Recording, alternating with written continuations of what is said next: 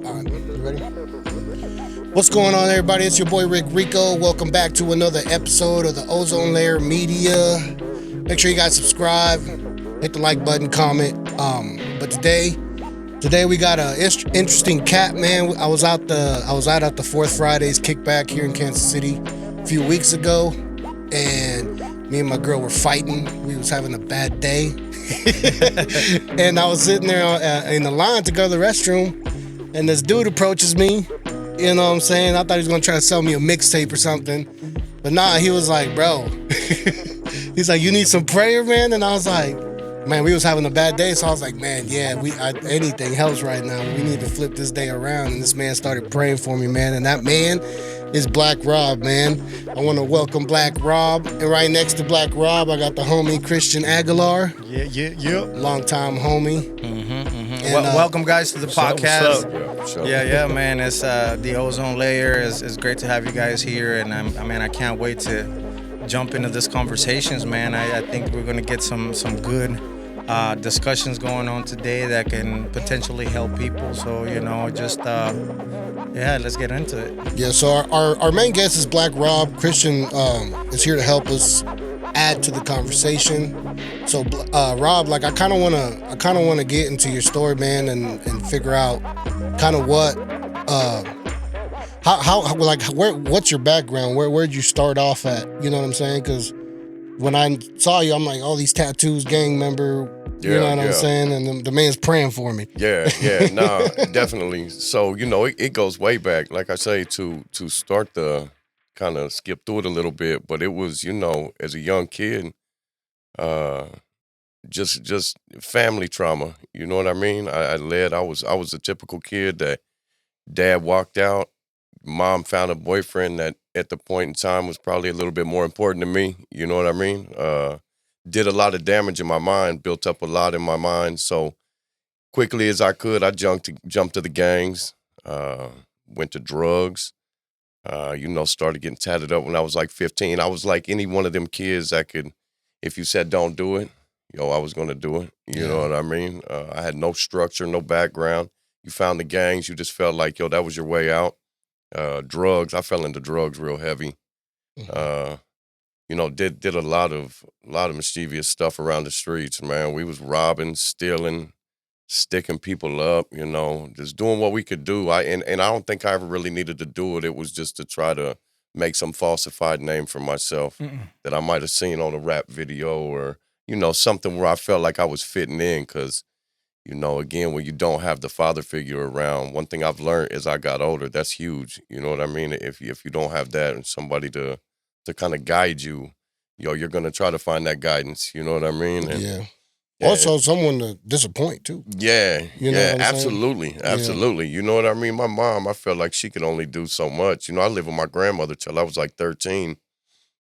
And my grandmother was to the point she couldn't do nothing. You know what I mean? She was doing all she could. She was an older lady, and I'm getting to the point I'm finding drugs in. And, I got into some pretty hard drugs pretty quick. Like I'm eating acid. It wasn't just like smoking weed at 15, 16. I'm starting to eat acid and got dabbling around with meth. And then my mom, I remember she came and took me like she was, bless her heart. I said like she was going to do something, but she tried. She came and got me, and then it was just on from there. You know what I mean? I found the streets, and I made her mad, got my first kid. I was 15 years old. And it ended up a real bad story. You know what I mean? Kids definitely shouldn't be having kids. I knocked the girl up, and then, look, her family cooked meth.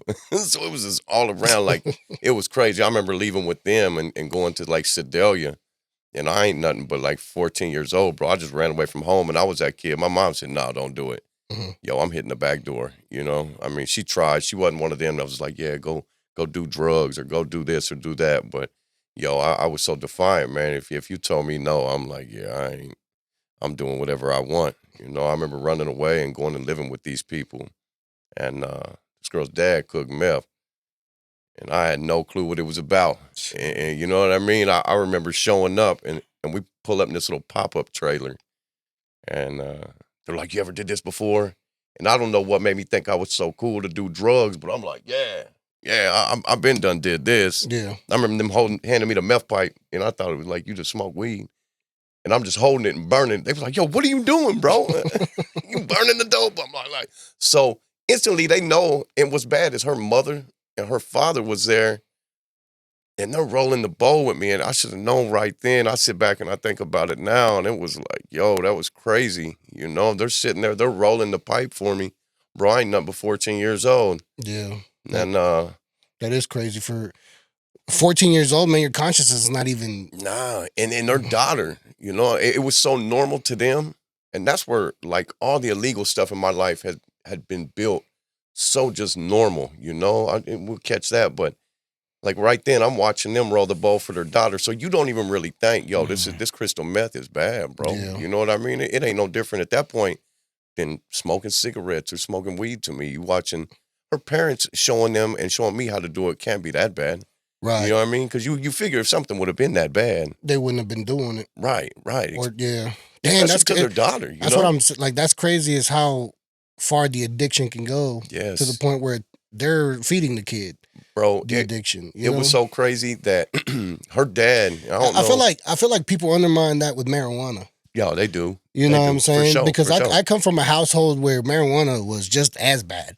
Yeah. You know what I'm saying? Yeah. Which is why, for me, like smoking weed, I was always paranoid as fuck because I came in with the mentality that I was doing something horrible. Right. Because of my parents. You know what I'm saying? Right. And that's what's crazy about weed is dumbed down to, you know, the average person nowadays because it's not meth or it ain't crack. You know, it's still a drug. And like, so when you growing your kids up and they 13 years old and you let them smoke weed, you are still influencing them to do a drug. So it's like, yo, it might not be meth, but weed to a drug addict, yo, it does open that portal. Like I know when the first time I smoked weed, I was like, yo, if it does that.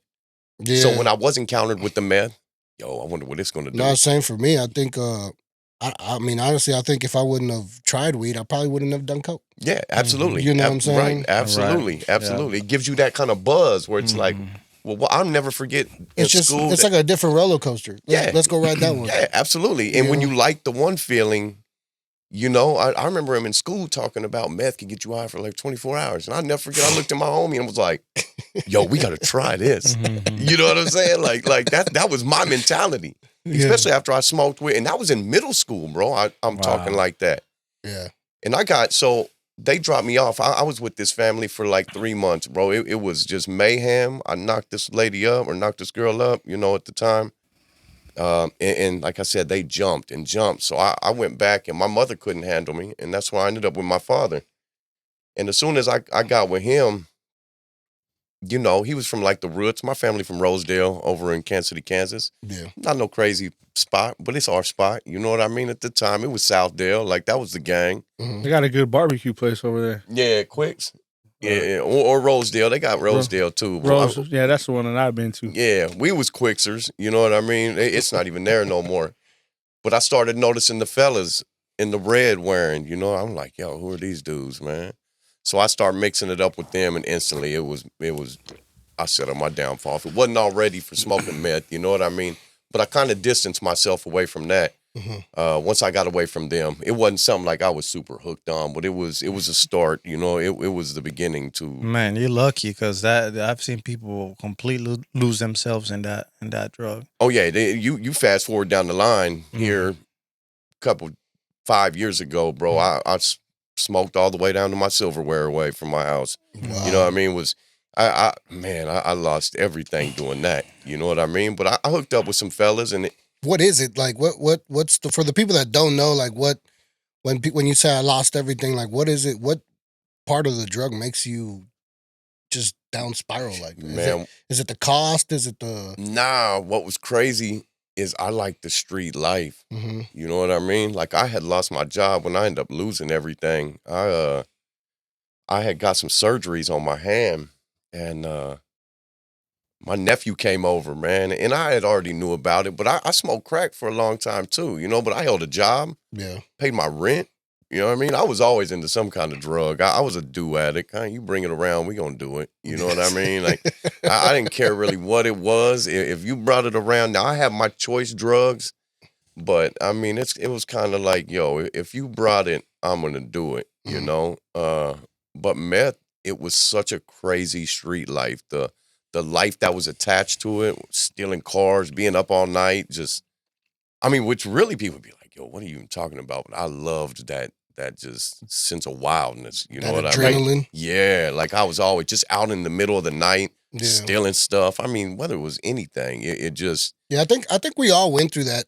You know, as kids, we all find that age where we go. right. But a lot of us are in worse environments where that stage in your life just continues and continues until you build the habit and Right. and you become really good at it. Right. Yeah, and then you become and part then, of and it. then you become part of it, and it becomes part of your survival. Like, this is Yeah. how I make my Yeah, living. it's life then. Yeah, your whole life is basically around. Yeah, built around it. Yeah. Yeah, it just becomes life. Because I got, like, I know, you know, people are not necessarily addicts, but they become addicts of dealing. Right. Right. You know what I'm saying? Right. And they can't figure out how to do life without having that income. Right. You know what I'm saying? Or just the they could be a power trip from the money. Some people love the power over people. Yeah. You know, to have them come and beg you for what they want. Yeah. You know what I mean? Or the addiction of just sometimes breaking the law. Right. I know some dudes that are just criminals. You know what I mean? Like they don't care nothing to do but just illegal stuff. Dang. But I mean, that's kind of being brought up. Like when I went to my dad's, yo, it wasn't probably like a month into it. He's like, yo, can you give me a quarter pound of pot? Mm. Well, to a 15-year-old, I'm thinking I'm big stuff then. I'm like, yo, Pops needs weed. I'm calling all over. Instantly from there. Yeah, because it's like a mission. Like, oh, I got to. Yeah. And then you run around, yo, my dad needs the weed. My dad needs it. You know what I mean? It gives you this sense of just like, this is what we're doing. You look at the big dogs when you're growing up, you're like, I want to be like that, or I want to be more than that. Yeah, exactly. You know exactly.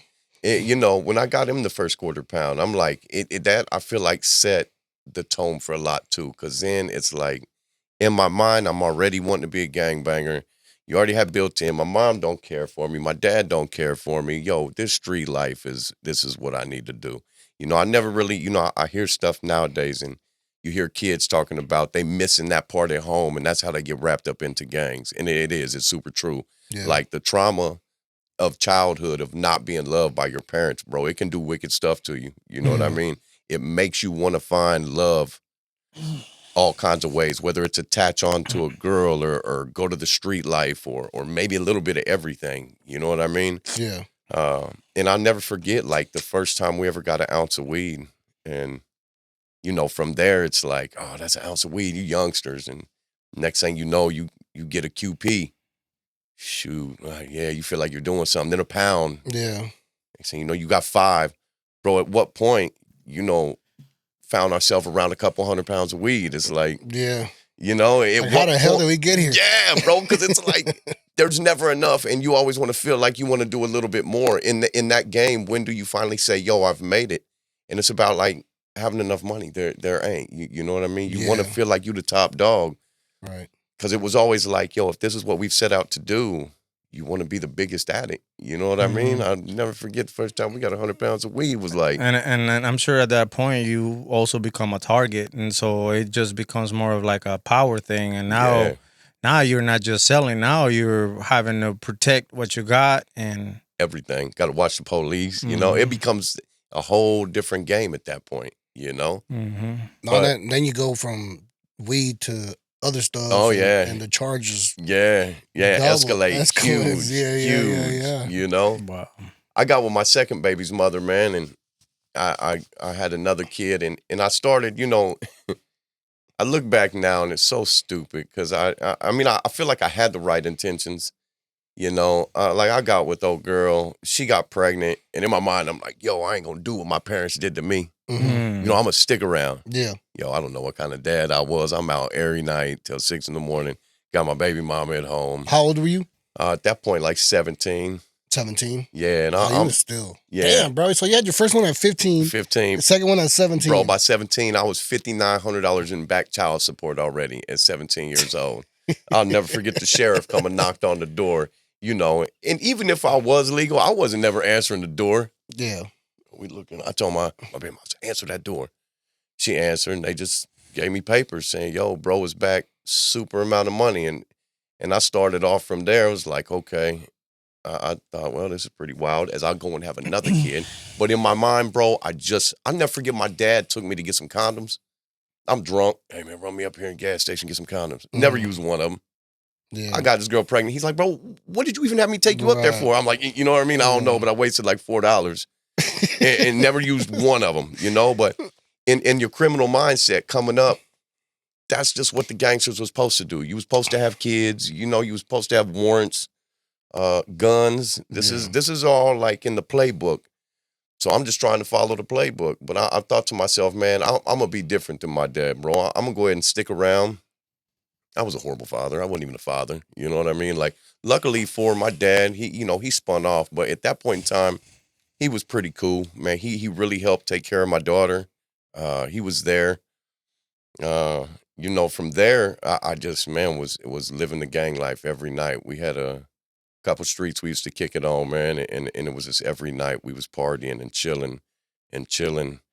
At that time, like, what in your mind, what did you envision your life in the future? Were you just living for the day? For the day? Probably not even for the day, Holmes. Probably just for the second. Because at that point in life, and I'm so glad nothing ever happened. But when you're living like that, at that point, I don't care if I die tomorrow.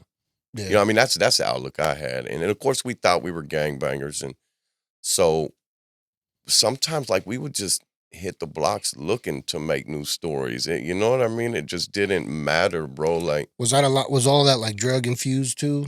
Alcohol infused? I wasn't so much into the drinking. And I had my periods back and forth. So, like, right around from 17 to, man, probably like 21, I just smoked weed and liked the street life. You know what I mean? We had a couple little blocks where there was a couple dudes that lived, and it was like them TV series, as you see, where it's just 20, 30 people out drinking every day, smoking, doing donuts, shooting guns. Like, that was just, we had a couple spots like that. And that was just the life I felt like I loved. You know what I mean? Because, again, I'm trying to go by this playbook of who I thought was supposed to be cool. Yeah. You don't realize till later in life that was just all, you were so misled. Probably about like 21, I started smoking Primos. Yeah. Where you put the crack in the weed. That was pretty big over in the neighborhood. You'd take a tiny bit of weed and we'd dumping a 20 in there, but you didn't want to not have weed, because if not, they'd be like, yo, you a crackhead. So at least you put it in some weed to say you wasn't doing that. But Jesus. Yo, when you're trying to support, it's like an undercover crack. Absolutely, bro. Because hide it in the weed. Yo, I'm putting a dub in a little blunt. Like, it's like, are you gonna have some weed with your crack, man? Yeah, exactly. And just a couple little flakes. But then it's like, yo, you're trying to buy weed and crack. I said, yo, I'm done with this, man. Yeah. Let me go ahead. I just started smoking crack. I was like, I ain't trying to. And my baby mom at the time didn't know this, right? I'm hiding it. I want to say I'm terrible, but she was very naive. And she came from a family, like, her mama was a 20-year crackhead at that point in time. Used to make the news for stealing checkbooks and like, her brother was selling the other family members drugs. So, I mean, she come from a real broken household too, bro. You know what I mean? And later on in life, I found like I was one of them dudes that probably manipulated that and was looking for somebody like that. You know what I mean? Because at the end of the day, like, I had complete control over what I was doing, and I knew she couldn't leave. She had nowhere to go. You know what I mean? Like, I look back at a lot of stuff now and be like, yo, I was that guy. Wow. Yeah. But in my mind, it's like, yo, I just want to keep my family together. I ain't gonna be the dad I had. Yeah. Look. The stories you tell yourself to justify. No, it's terrible. Crazy. It is. Until you really want to be real with yourself. But it's crazy because at the time you actually believed it. Oh yeah, absolutely. I mean, it was like a reality, and you. I told the truth to myself. That was your truth. You know what I'm saying? That was all my truth, bro. And you couldn't have told me no different, man. So how long? So that's that's coming up. But at some point you had some sort of turning point. Yeah. You know what I'm So saying? me and my first baby's mother, we had split up. We was together for 20 years. Now we had a couple miracle babies. You know what I mean? Like we did all kinds of drugs, bro. She ended up finding a crack pipe on me. How many babies you got? I got 4. We got a couple. Yeah. You know what I mean? Like I had the first one with the people that was cooking the meth. Mhm. I had my daughter, and then I think it was like 5 years later, because she caught me with a crack pipe. I'll never forget. And I tried, it ain't mine. And it's like, yo, it was in your pocket. Let me ask you a question. So How'd that get there? How do you explain that one, huh? So during this whole process, right, of the way you came up, dealing with your baby mama, and doing all that crack and shit, was there ever were you ever going through like depression? Were you dealing with any of that, or were you just like You mask it with drugs, man. Yeah. You know what I mean? So would you say did you ever deal with mental health or no?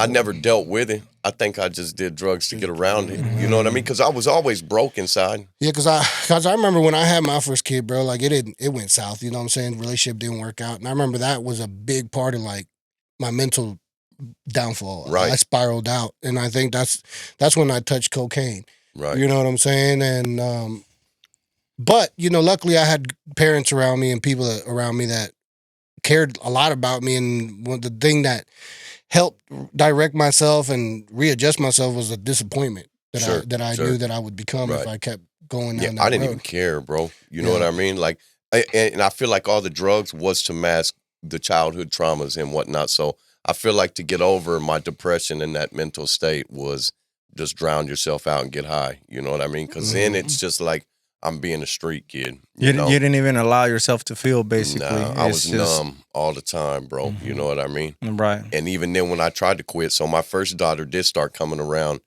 And I've only seen her a handful of times. I met her when she was 12. I reached out on Facebook, was like, yo, I'm your dad.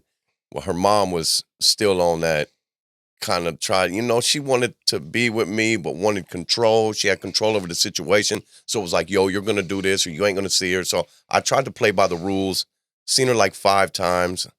Then the boyfriend she was with found out. She wasn't telling him.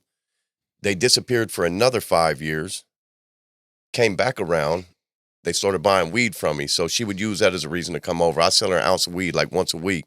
So they showed up like, man, they would come by like once a week. She still ain't telling this dude she's coming by. And I started trying to get close to my little daughter, Mm-hmm. And I'll never forget one time she let her stay the night. And I could tell when I went to pick her up, she was real weirded out. The baby mom was like, yo, don't you? And I felt like something was off, man. Well, I get my daughter over there and I'm just feeling her out. I'm just talking. I'm a pretty easy dude to talk to. I ain't really know this little girl. She ain't met me but a handful of times in 17 years at this point. They told me they done took her out of school. She was having health problems, having seizures. And I'm like, yo, man, let me catch up with her. Well, come to find out that night, she's like, I'm trying to like tell her that this dude her mama's with is probably a good guy. He's took care of her. Mm-hmm. He's did this. Well, she ain't hearing what I got to say. Well, come to find out, she said this dude been molesting her for 4 years. Shit. And mom knowing. Jesus. You know what I mean? Yeah. So like mom's out with some other dude across town while your daughter's getting molested. And she knows, bro. So I'm like, yo, it was crazy, right? So I was like, I didn't know what to do. Her mom came the next day. I kept telling the little girl, I said, you don't have to leave. Yeah. You could stay here. But it's like, I don't even really know you. Mom's on the phone screaming that day because I told her I'm not bringing her back. You know what I mean? Like, oh, it was crazy. Her mom came. She's flipping out. I'm telling her, I said, look, man, you don't have to leave, man. You can stay here with me. I might not be able to, like, give you everything they do. They got you with the brand new Apple phones, all this new gear, but they're keeping you with hush money. Mm-hmm. You know what I mean? Once I started seeing and them taking her out of school and having seizures, well, come on, man. If the counselor sees you walking through school crying, yo, they're made to know, yo, what's wrong with you? What's going on at home? Mm-hmm. They'll catch that in a heartbeat. So I know why they took her out of school. Yeah. Dude's raping her on the side. So I was like, yo, this is crazy. I remember I went out to Harrisonville because they lived out in like Neosho, Missouri or somewhere, Cleveland, Missouri.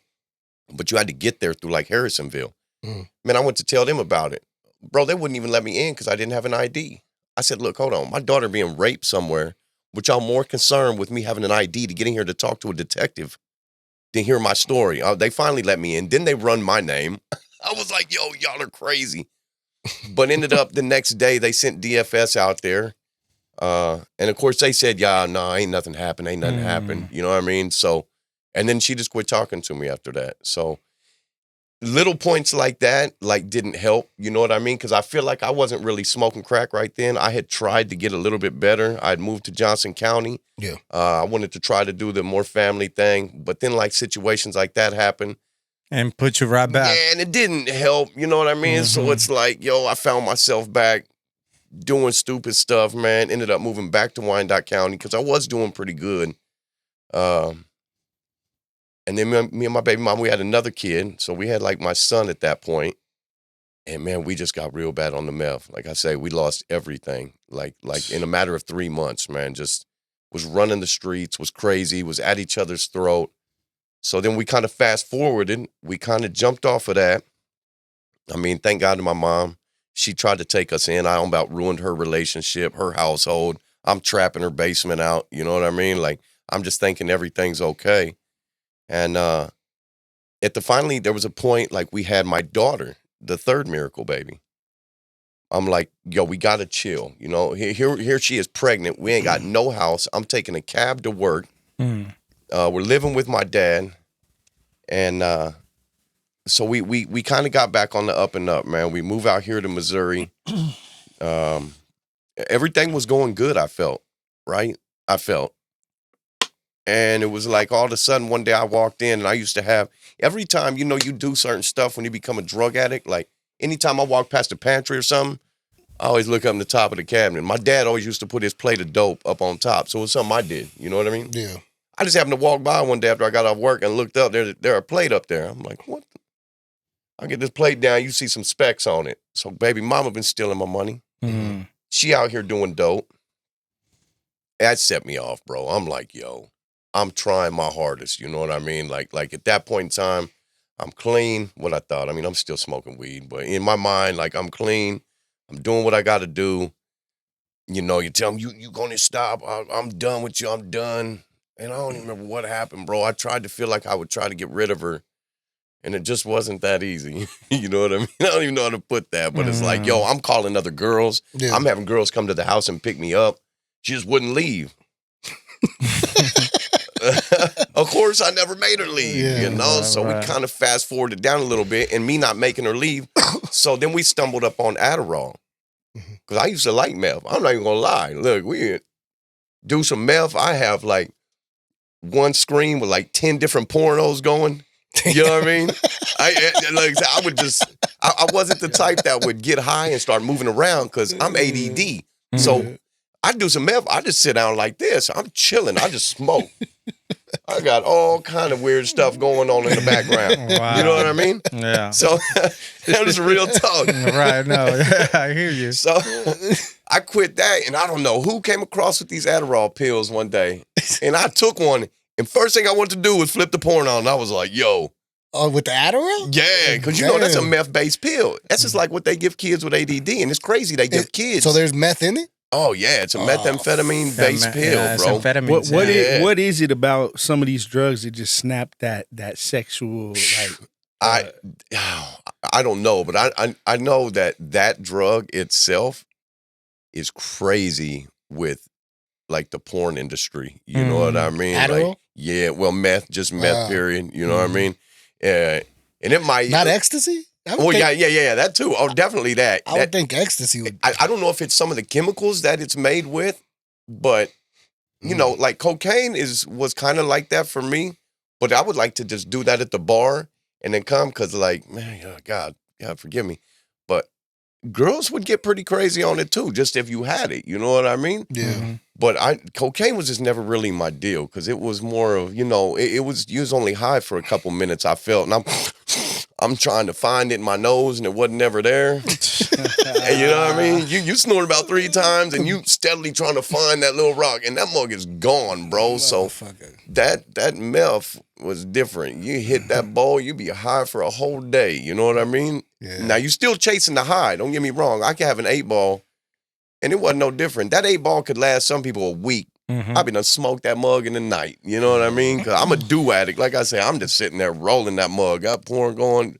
somebody moving around. It just, the drug was just crazy to me. You know what I mean? And So you got into Adderall. yeah, we got into Adderall, and I started figuring. So I was just using that as like a weekend warrior. You know, I'd take a couple on the weekend because it didn't really like keep me up like the meth did. It did. You'd stay up for about a night, but I'm not knowing is I'm mad at her for having dope in the cabinet.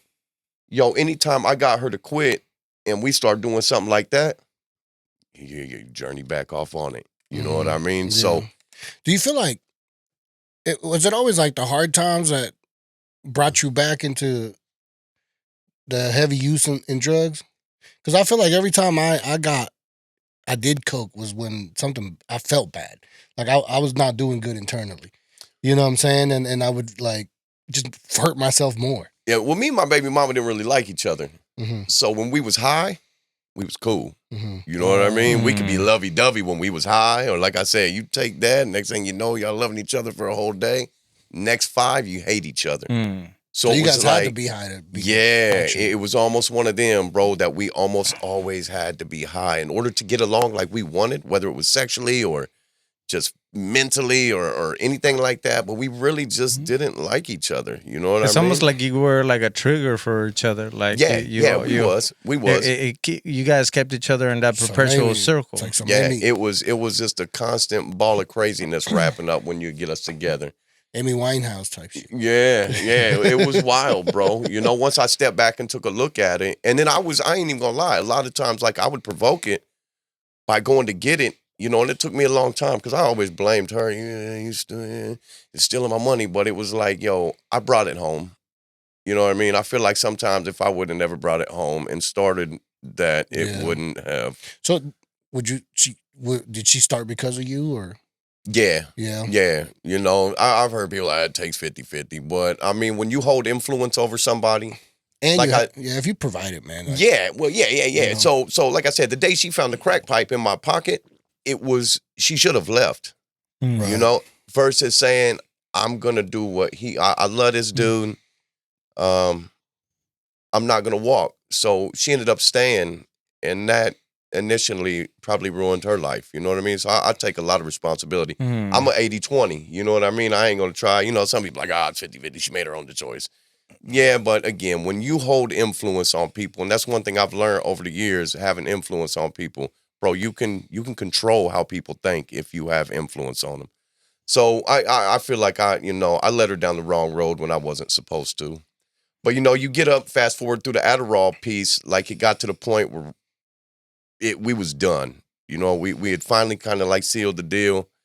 I'll never forget, I was in LA doing some stupid stuff, and she had tried to file for divorce or something and was doing it behind my back. So instantly I started making moves. You know, I had a little bit of money, filed for divorce, and it was real bad, man. We went through a real rocky divorce, man. We really did. And once we had kind of like split, it wasn't even so much that, and what was so bad, bro, is we was together 20 years, and I didn't marry her till the 20th year. Yeah, damn. Yeah, and it was only because she needed surgery, and I was like, she would wake up every night, and I'm like, yo, if you don't shut up, I'm trying to sleep. Well, she ain't got no money. Her job didn't have no insurance, so I'm like, only way to put somebody on your insurance is to marry him. So I'm like, so you was, but you was working during this time. Oh yeah. I've always pretty much held a job. You know what I mean? What kind of work did you do, or? Man, I've worked right now. I've worked in Nebraska Furniture Mart for the last 12 years. Okay. And but like through a lot of that time, I was working at a machine shop with my dad. And man, I worked there for like 4 years, 12. 16. Yeah, I've always had a longevity. I worked at JCPenney's. So you was functional, basically. Yeah. I stayed, you know, I mean, I called in a lot. You know, don't get me wrong. You know what I mean? I might still have that TV going. Yeah, boss, I can't make it. I'm sick. I got like 9 little screens and a phone going. Like, he was probably like, yo, bro, it's crazy. You had all the Bang Bros. And... right, all of it. Making up them weird chats, trying to run into the to the supermarket getting them little like money-filled cards for these people that said they're a mile away that you just know is a robot. Like, I went through all that crazy stuff. It was so silly. But so I marry her due to that, right? She gets the surgery.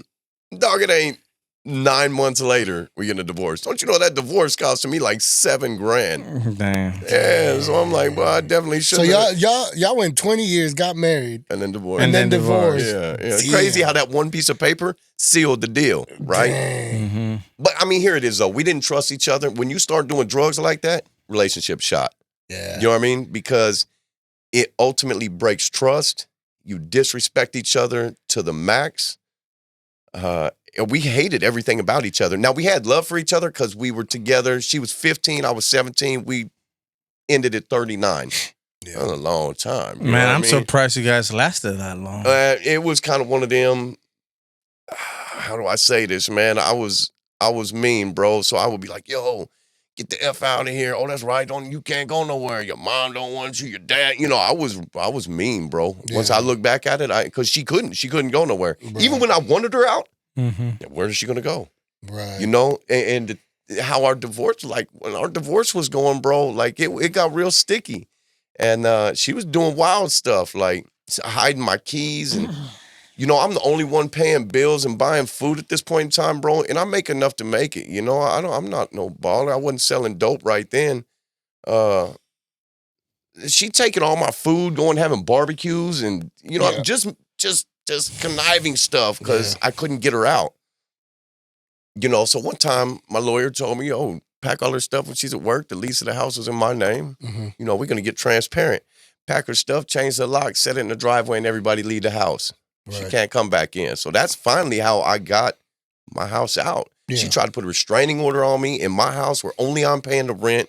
You know, I was telling everybody, oh, you going to pay my rent, you going to pay my bills, you going to pay this, child support. I said, yo, bro, you better chill out. I'm already doing that. Mm-hmm. You know, this is war at this point, you know? So I did that, and we both left the house for 6 weeks. Mm-hmm. And my lawyer told me, she said, hey, man, you might want to turn the bills back on. I shut off all the lights and the water and everything. You ain't coming back to the house. You know what I mean? Yeah. We all gone out this mug right now. With the kids, like especially if you're trying to fight for the kids, that's You know what I'm saying? It was getting crazy with the kids, but we're arguing and screaming and just, you know, I was never physical, man. I ain't with beating up women. I watched my mom get beat bad. So it was like, even mentally though, I look back now, like my mental whoopings was probably worse than a couple black eyes. Yeah. But you know what I mean? Like my kids, like they had seen it. So we dipped for 6 weeks. My lawyer's like, you need to go back to the house. That's crazy. Yeah, right? They had to shut it down, bro. Yeah. And my lawyer responded to her lawyer, said, look, if she wants to pay bills like a grown folk and no more weird one of them restraining orders, everybody gonna go back. She was like, yo, Keepy, I don't want to go effing back, blah, blah, blah. So I was like, cool.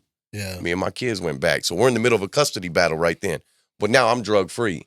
Once I separated, I ain't need none of that, right? For the time. So interesting, yeah. Yeah, right? So then my life falls apart because it's like you wake up and you realize, like I found this diary my little daughter had. She was probably 6 at the time. And in the diary was like, I'm so happy I love my life.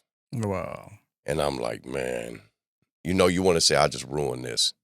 And I knew it wasn't me, but it just didn't help. You know what I mean? So I kind of picked up selling weed, and I was selling enough weed at that time I could start rebuying the scripts of Adderall and shrooms, and you know, I was selling shrooms and WAG, anything THC product I had, no problem. But I started getting like hydrocodones, you know what I mean, and Adderall, and I'm taking them because I'm spiraling, bro. You know, it wasn't because like she was gone. It was like, oh God, I miss my girl. You know, it was cool. She was gone. I was cool. She was stealing my money. I mean, at the end, like it was getting hairy, bro. Yeah. But life in general was life in me. It was hard. And one of my homeboys, I used to get on the internet. You know, he at the church, he worshiping, he's singing, and I'm like,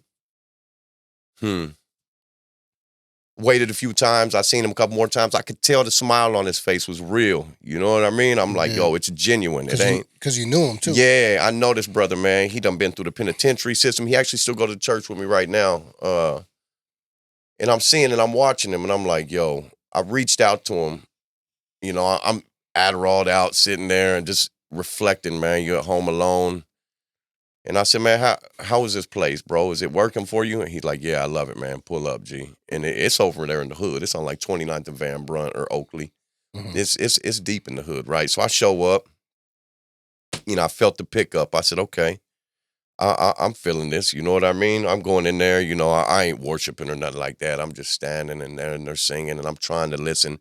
But again, I'm pulling up, putting the blunt out. I eat a couple Adderall. Maybe I didn't even go to sleep the night before. You know, I'm still just fine. It's all right because I'm going to church though. Mm-hmm. You know, God got my back. I'm showing up. I'm wasting my gas money to go sit here. You know what I mean? Like it's how I perceived it later on in life.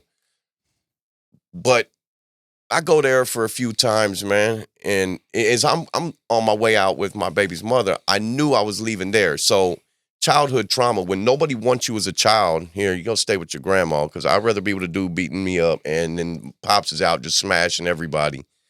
You build like, when I knew it was over between me and her, I'm already on Facebook. I'm looking for them green lights in the inbox. Yo, girl, what's up with you? I ain't ready to be alone. You know what I mean? I haven't been alone, bro, since really never, you know? Mm-hmm. In 20 years, I've had somebody wake up every day next to me. Whether we're screaming and hate each other, I still had somebody there, you know? So I had this, I text this one girl. She was very naive, you know? I jump in her inbox and tell her a bunch of mischievous lines about, hey, girl, next thing you know, me and her's kicking it, and we're cool. And we kind of went to this church a few times, but it was a relationship where it was like, every other day, you know, I'm spiraling. I'm eating Adderall. So let me be out of pills one day. You know, it's her fault. But she didn't even know. You know what I mean? I'm just, in her eyes, I'm just some nice dude. I knew all the right words to say. I know you tell a girl she's beautiful. And she's like, oh, where is it? Yeah. You know what I mean? So every time I'm mean to her, she'll block me. It was one of them relationships. She'd block me, unblock me. She'll block me, unblock me. Well, she didn't like the church that I was going to because it was pretty wild. And she's like, why don't we try this other church? And I'm like, yo, that's cool. We could go out there. So I tried this other church out in Independence, man. It was a good spot. You know, you can't go over too many places looking like me and not expect not to be judged. Mm-hmm. And I don't care who says what, you know, people shouldn't judge you. Yeah, absolutely, they shouldn't, but they do. Right. You know what I mean? Even I'm probably going to judge me to an extent. Yo, if I move next to me, I'm going to be like, yo, who is this dude? You know, crazy looking dude. Like, man, what's this guy about, man? You know what I mean? Come on, let me go over here and see. I was just thinking that when you pulled up. Yeah. Because I know this area, and I'm like, I wonder how people look at him. Neighbors gonna be like, yo, what is he doing over there? Yeah. You know, they're gonna be like, who the fuck Rick got over there? Right, they call him, do you know that guy? Yeah, I got a good funny story about that too. Right. But you know, I don't even remember where I was at. Oh, the church. Oh, yeah. So I go out here, first time I walk in, bro, they're all amazing. And I feel like even them, they looked at me, walked through that door, was like, yo, God is real. Look at this dude. He believes in Jesus. He's coming out here. Yo, they was hugging me and how you doing? And I'm like, yo. You do got Jesus tatted on your face, though. Yeah. Well, this is even before that. Well, I still had the face tattoos. This is before I got the cross and stuff. But, I mean, you know, I'm a nice dude. I walk in, I'm shaking people's hand. I don't really have some weird alpha attitude towards nobody.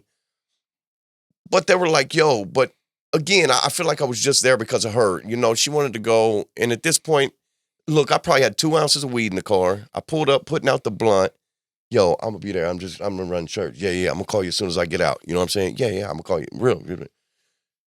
That's how I was handling everything. So I go in there. I ain't receiving none of the word. You feel me? I'm just going in there, man, because you feel like... You didn't feel anything at that time? I mean, I felt like it was cool, you know, like, but in my mind, like... It wasn't touching you? Yeah, nah. It was nothing convicting of it. And I'm not going to blame that church. It was because that's wasn't what I just wasn't wanting to accept it, right? Really, I had just got back with this girl. I'm wanting to do whatever she wanted to do. I had done kind of backslid from the other church I was at. So it wasn't like she really like pulled me away from that one. It was just like, I would go there a few times and then, yo, I got it figured out now. I don't need God. I don't need nobody. I got me. You know what I mean? What I really need to go back here for? I'm straight now. I got what I needed. I took another dude to this church that said he didn't believe in God. Now he's going there. Felt like I really did something. So I kind of backslid out of there. So when it was kind of like when I was going to go back, she's like, I don't really want to go there. So we went out to this other one. I stayed going there, bro, for probably like a year and a half, maybe 2 years. But me and my mother would go with me. Weekly? Yeah. Weekly? I go every Sunday. You know what I mean? My mom lived like. So it was a good solid year. Year and a half. Yeah. Okay. Yeah, probably closer to 2. I would imagine. So, given the circumstances, you were actually trying, though. Like, I mean, it's like you. I feel like it was theatrical. Yeah? Yeah. I got baptized and stuff out there. You know what I mean? But like I say, I left and I busted served straight out the parking lot. You know what I mean? So in my mind, though, but that's where it goes back to growing up and all you know is illegal stuff. Yeah. That's what I'm saying. It's crazy. To hear that, for me, it's crazy because if my mom ever caught me doing service on the fucking church parking lot, bro, I ain't lying. I'm hugging the pastor. All right, bro. I'm dapping people up, and I'm headed straight to the car before I leave. I'm firing up the blunt. But, I mean, I was built to just say, hey, you know what? You believe in Jesus. Yeah, you got a one-way pass. It's not no big deal. You're doing your deal. You're coming out here. You know, I fed myself that. Yeah. And for whatever reason. No guilty conscience. Nah, because I'm so used to doing illegal stuff, bro, that people don't even understand that when you're built around illegal and that's all you do, that's all you do. You know what I mean? But I'm sure, legal. I'm sure at some point that had an impact, though, because, like, your environment is really what you become influenced by. Yeah. And at least here you were being surrounded by other people. Yeah. And you were seeing things differently. Maybe you were seeing different type of people, different behaviors, maybe not as much exposure to some of the shit that, you perhaps was dealing with. Yeah. So it might even, like being like the early beginnings of like your walk with God, you know, where like. It was planting the seed, right? It didn't make me want to continue to do bad. But see, like the third weekend to going to this new church, me and old girl, she blocked me, right? So I'm like, I knew in my head, though, if I stay here, she gonna come back. Right. I'm gonna encounter her again. I thought to myself, I love this girl. I'm never gonna give up on this girl. I love her so much. Yeah. I stayed there a year and a half. One day my phone rang. I answered, it's her. Hey, can you send me a spot? I'm like, I knew it. I knew he had my back. You know what I mean? So the whole time I'm never getting the word. Like I'm not. You're there for the wrong reasons. Yes, I'm not dissing the word. I'm there with the people. Again, I got baptized. I wanted my kids to, I got my kids baptized. I'm really wanting my kids to try to understand. See, I'm in church for all the wrong reasons, right? I hadn't surrendered to God. I hadn't let him take control. I hadn't even opened my heart, really. I'm going through some open doors. You know what I mean? I'm waiting for her to come back. I'm wanting my kids, like everything I was doing, I'm like, I want my kids to go to heaven. Well, if you can't serve the Lord first, you know what I mean? Your kids ain't even going to want to because they see it ain't working in you. Yeah. Right. You know what I mean? So I went and she did call. She called and she sits next to me. And from there, we start our relationship over again. Mount St. Toxic. You know what I mean? It's crazy. She moves in, throw her out, move in, throw her out. So the last time, this was like the last weekend of October, me and her getting this real big fight, bro. It's a Friday night. I'll never forget.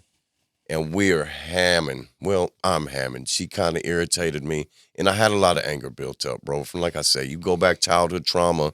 When your parents crap on you, bro, it puts this anger in you where it's like, screw it. You know what I mean? Yeah. Like, and you don't even realize it's there. You know what I mean? You just know like something ain't right. The littlest thing, bro, I could flip out, hand shaking, face red, you just screaming. People be like, bro. Yeah. All he did was not give you some ketchup. Right. You know what I mean? Like you just your patience level was you're a ticking time bomb, bro. You had like a short fuse, like anything will set you off. Yeah, like and then once I traced it back, I know it was all due to just old trauma in my life, right? So I get up, middle of the night, I throw this poor girl out, man. I was so mad, called her every name in the book. She ain't want to leave. And I figured the more mean I am, the more you'll want to leave. You know what I mean? There's only so much somebody can take before it's like, you know what, bro? Screw you. I'm out of here. So that all happened. That was a Saturday morning. And I'm like, I ain't going back to that church. You know what I mean? I'm about to walk back up in the church. I just threw her out. Call her every name in the book. She called the police on me. The police show up. I ain't know you could talk bad to the police. I always thought they would take you to jail. Police standing at my door. I'm like, get the F in my house and just get the out of here. Stupid. Shut the door. It's your problem. I'm just cussing to the police. They're like, man, I'm telling her, you effing me word, get out of my house, you for the straight. You know what I mean? I'm just going in, and I feel so stupid now that I look back and think about it. Because, I mean, she was a really good person. I mean, she leads a Sunday school at her church. You know what I mean? Like she was a pretty dope person, but I just wasn't ready to be in a relationship. I needed a lot of time by myself. You know what I mean? Yeah. So I knew right then I couldn't go back to that church. And I was like, yo, I'm done. You know, I'm done with this whole thing. You know, at the end of the day, I'm not blaming God, but I'm like, yo, what is he doing for me? Yeah. You know what I mean? I'm expecting he should be walking my life for me instead of me walking with him. Right. You know, I'm like, yo, it's church stuff. It ain't doing nothing. And I'll never forget, there was this dude from the church, and he kept calling. He says, bruh, you need to go back to church. I don't care if it's this church. You need to get back in church. Well, I shot a lowrider video down there at Truman Road at the First Fridays one night. Right, I'm down there getting wasted, bro. And Pastor Kelly at the church right now, him and the homie Lois got this brand right here. They're down there, and dude works for Lowrider Magazine. What's the brand? Servants. Yeah, SRVNTZ, man. It's built out of Los Angeles. He built it church type, like a church brand. You know what I mean? And it's always got some slogans on the back. And he worked, like I said, he worked for Lowrider Magazine. So they're down there shooting a Lowrider video. Lowrider Magazine's in town. Well, I look authentic. You know what I mean? Everybody else down there just naked faced. Bro's looking at me. He like, yo, you want to be in this video? I was like, absolutely. I knew these tattoos would pay off sooner or later. I even called my mama that night. I said, boy, they paid off. She hung up on me. Yeah, whatever, Daniel. But Pastor Kelly was walking up and down because they're on Instagram Live on Lowrider Magazine, their whatever, their site or whatever. I ain't know because it's a pastor. Yeah. He's like, tell me where we're at. I'm like, I got 2 Modelos, a blunt in my hand. There's a video on Lowrider Magazine of me. I'm just going on. I'm like the face of Lowrider for Kansas City. and I'm just talking. Yeah, I'm cussing all over. I didn't even know Cuz was a pastor at the time. I'm just chatting it up. He walks off. We shoot the video. Pretty good deal, right? So then one of the homies over in the town dies. Preacher. We know Preacher, yeah. Yeah. Well, Rick, you knew him, right? Efren had the 59 Preacher. or 60. Yeah, Johnny's. Oh, yeah. The convertible. Yeah. Right. So when he passed, they did the funeral at the Cure. My co-host, Johnny Chingas, is dating his daughter. Oh, yeah? Yeah, Okay. They just had a baby 2 days ago. Yeah. I'll be seeing her post because they're about to do something for him at the park. Yeah. It's going to be major. Yeah. So they had the funeral at the Cure, right? So we show up. I'm still in that little Passover right there where I hadn't went back to church. I need to. Dude's still calling me, get in church, Daniel, get in church. I'm like, I'm going to get there. We're at the church, and we always used to believe, I mean, there's still a lot of cats that do, that when you invite us somewhere, we show up, yo, we pulling up. We going to pull up with weed. We going to pull up with beer. And if you don't like that, don't tell us to come. Yeah. Which most of them should not even come then. You know what I mean? But a lot of people just deal with it, and it's cool. So that's how we pulled up. We in the church parking lot. We got a case of Modelo. I'm breaking up weed on the trunk of a car. Pastor Kelly come walking up. Hey, y'all, how y'all doing? I'm Pastor Kelly. I was like, oh. Hey, how you doing? We reach out and shake his hand. But he wasn't even tripping. You know what I mean? He was not tripping at all. He was just like, yo, if you guys want, come on up in here. But, we've been to so many funerals, bro. You start sweating and stuff when you go in. So we just stayed outside and drank. Not knowing these moments was about to mold me into getting there, right? So I left there, and finally, dude kept calling me. And I'm like, yo, this dude's irritating me, man. Let me go ahead and go back to church. Yeah. I knew this was a sign. I knew God was speaking through this man to keep calling me because he consistently kept calling me like, bruh, you need to be back in church. Yeah. So I reached out to the homie Nick Minnick that goes to the Cure, and I just texted him. I said, hey, bro, would your church accept me?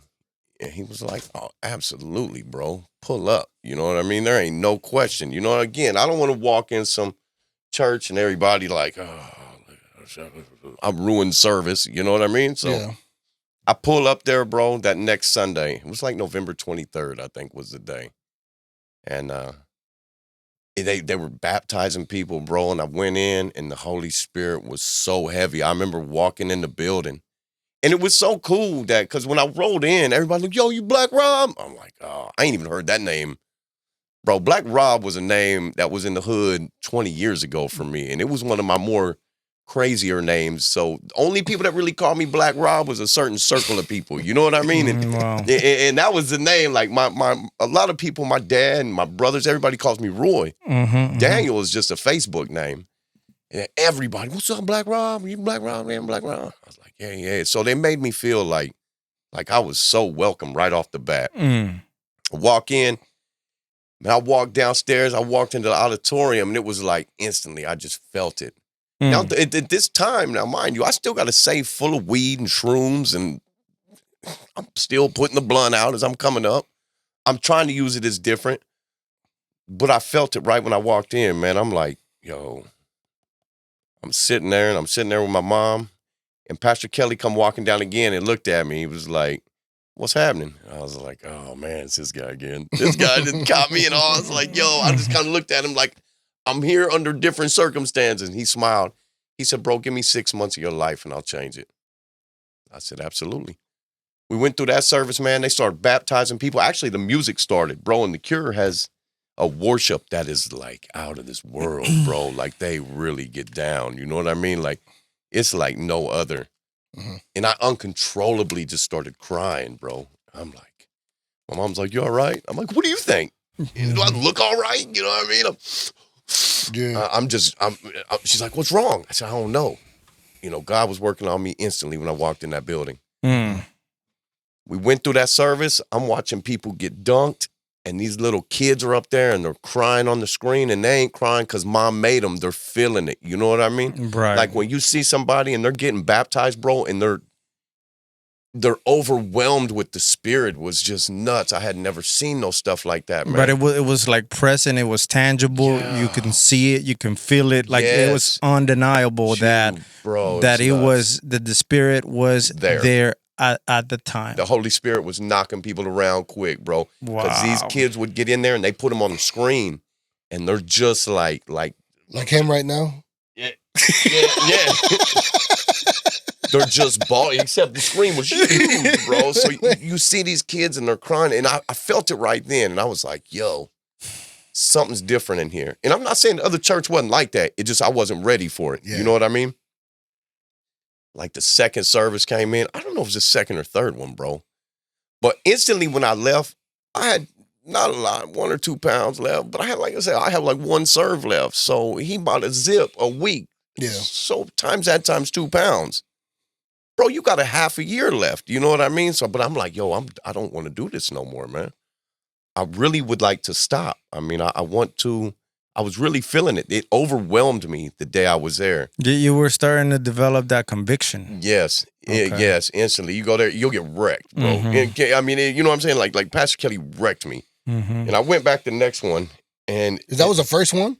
Yeah, I'm pretty sure it was the first one. Maybe the second one. It didn't take but like 3 times, and I was done, bro. I surrendered. I came in there, like, yo, like the police was behind me. I'm just, take me, bro. I'm ready to go to jail. You know what I mean? Cuff me up. Yes. Holy Spirit. Throw away the key. I went in there and bro started in on a procrastination, right? That was the sermon, procrastination.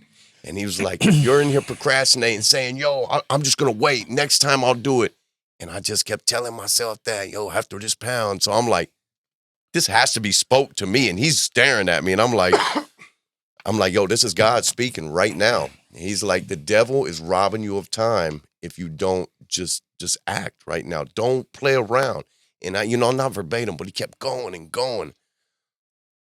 Bro, I walked out of there. And again, the worship, like for 3 months, bro, I go in there, they start singing, dog, uncontrollably. I couldn't hide it. My lokes would be on. I'm like, yeah. Mom's like, again? I'm like, I can't help it, bro. You walk in the door and you just knew. Like it's strong. You know what I mean? I'm sure there was a lot of release. Oh, it was. It was huge. It was a huge release. Healing at a deep level Yes. where it was just like He was working on it me was right there. it was a form of purge in a way, maybe Yes. just getting rid of all the shit that you've let in, man. It was cleaning up. Yeah, cleansing. It was definitely in there, bro. Because I didn't even realize it for a minute. And there was a couple of songs they would play. I'm just done. So I went home after that one. That was on a Sunday. Wednesday, I texted the homie Los that does the clothing. I said, look, because me and him are pretty cool. I said, yo, I got to get rid of this weed, bro. I got to do something. Like, and he said, I'm gonna call you back. I said, all right. So I sent him a big text, and he had forwarded that to the pastor. Pastor said, well, let's go out to eat with him. So we go up there to Arthur Bryant's, man. And we walk in, and Los like, yo, tell Pastor what you told me. He's like, I gave him the text. I said, good. I didn't know bro number because I wanted to talk to the pastor, like, and tell him about this. Because he's a real dude. He from East LA. He's from Whittier Boulevard. Yes, You know what I mean? He ex-heroin addict, punk rocker, He was rob people. He was like me. You know what I mean? Right. So I knew he could connect with me, right? So we go out, and I'm telling him, and he's like, give it back. And I'm like, you know what? I ain't really thought about that because I didn't pay for it. It was all... The pound? Yeah, it was all on consignment, right? Mm-hmm. So I just took, look, that was on a Thursday. It's like the way my bank account's set up, I don't know. Yeah. No, that's what I told him. Well, first he was like, burn it. And I'm like, no, I didn't know. I owe for it. And he was like, oh, I'm playing. He was like, well, can you give it back? And I started thinking, I said, you know, I knew the fella real well that I'm messing with. I said, yeah, you know, especially I hand him all my serves. Like it's a tip for a tap, for real. I went home. That was on like a Thursday. I went to Sunday sermon. Monday, I called bro and was like, yo, I need to pull up. He was like, all right. I come in with the duff. Here, he's looking at me. I said, I'm done, bro. Yeah, what's going on? And you tell the homies over town, yo, I'm living for the Lord. They don't even know what to think. They're like, I'll see you here next week. yeah, you know, they wasn't really hating, but it's just like I was so out of the blue. You know, some people are just like, I'm done. I don't want to. I'm just like, yo, I'm surrendering to God, bro. I'm cool. I'm done. There's no way I can be who I want to be and keep this up. You know what I mean? Like, That probably took some boldness though, because there was a room full of cats too. You know, right? What I mean? Yeah, So no, that's what I'm like, saying. It's people that you're used to, you know, dealing with, and you know, like this is damaging your rep, and you know what I mean. Like right. it's like this dude, what? Right. Black Rob's, you said what? Oh, you over there in Jesus crisis or something. Yeah, Right. Jesus crisis. You know what I mean? I don't know what happened to him, bro. Is he high? You never know a dude's thing. But I've known these dudes for real for like 25 years too. So it was like, you know, someone like, yeah, this new journey you're on. I'm like, this ain't a journey. This is my life. Yeah. You know what I mean? This is where I'm at in life, bro. And the cure wrecked me. You know, it made, look, instantly I quit drinking. Now I smoked for a little bit. And I got rebaptized on my birthday. But I said right then, I said, look, I'm telling myself, man, I'm not going to do like I did last time. I'm not going to walk out selling weed. Now, I know I ain't going to never be perfect. Let's be honest. Yeah. But I'm not going to just practice sin. You know what I mean? If I'm going to commit sin, I'm going to repent. I'm going to ask for forgiveness. But I'm not going to do the same thing day after day after day after day and then try to, you know, I got kids. It makes me want to slap my kid right upside his head. You keep doing the same thing every day and tell me you're sorry. Bruh. Mm-hmm. It's time. You should maybe stop doing that same thing. You know what I mean? Right. It's easy to apologize every day, yes, but learn from it. So you know once what I mean? once you put down the, you know, the drugs, the hard drugs, you know, and the alcohol and then the weed, well, what's like the next big battle, right? Because like you said, you know, I mean, I'm not perfect. Yeah. So I'm sure right now you find yourself in another battle where you're like I got to put this down or something. Yeah, no. So once I did that, so, you know, we went out to dinner another time, me and the pastor, right?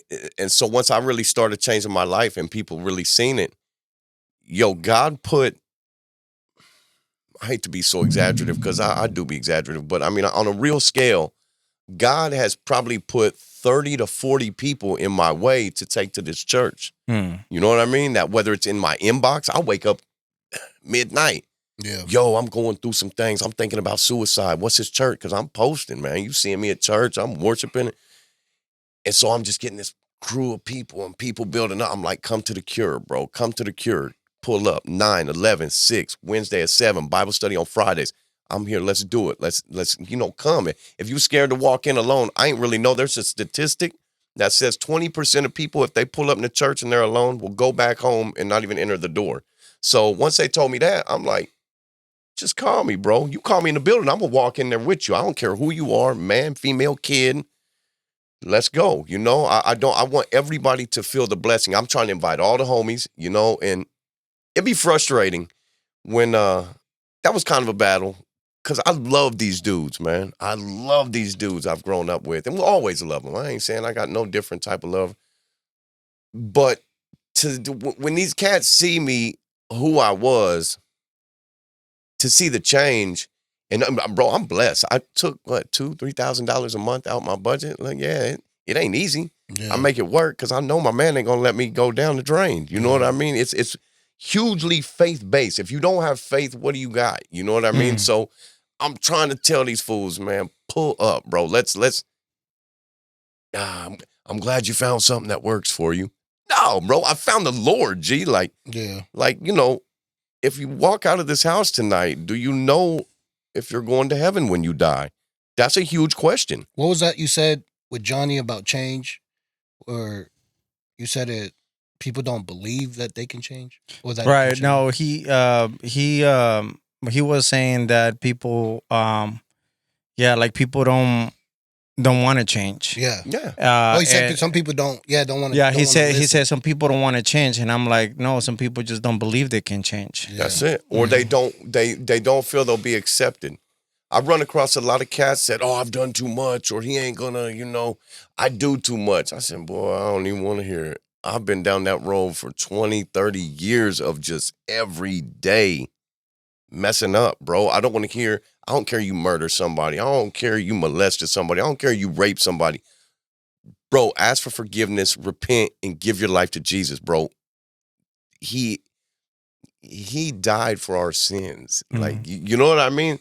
That's what that was all about. So when Jesus, I don't know, y'all ever seen that Passion of the Christ, when he's marching up the hill and they beating him and ripping his beard out, and they made it look good on there. Yeah. You know what I mean? When they really did my man in, bro, he died for these people too. Yeah. A lot of people don't understand that. Mm-hmm. Like, you just think he died for some rent. No, he died for all of us, bro. So, I try to get that through some of my homies' heads, like, because I know some homies that's done some dirt, and I'm like, bro, so have I, but anything that pulls you away from God and doesn't bring you closer is the devil, man. You know what I mean? It's either you accept grace or you continue to carry the guilt. Yeah. You can't have both. No, you got to put down the guilt so you can accept the grace. He's died for it. Like, it's already been wrote off. I got a shirt in the car that says, can't bring up my past, for Jesus already dropped them charges for me. You know what I mean? And that is super real. And until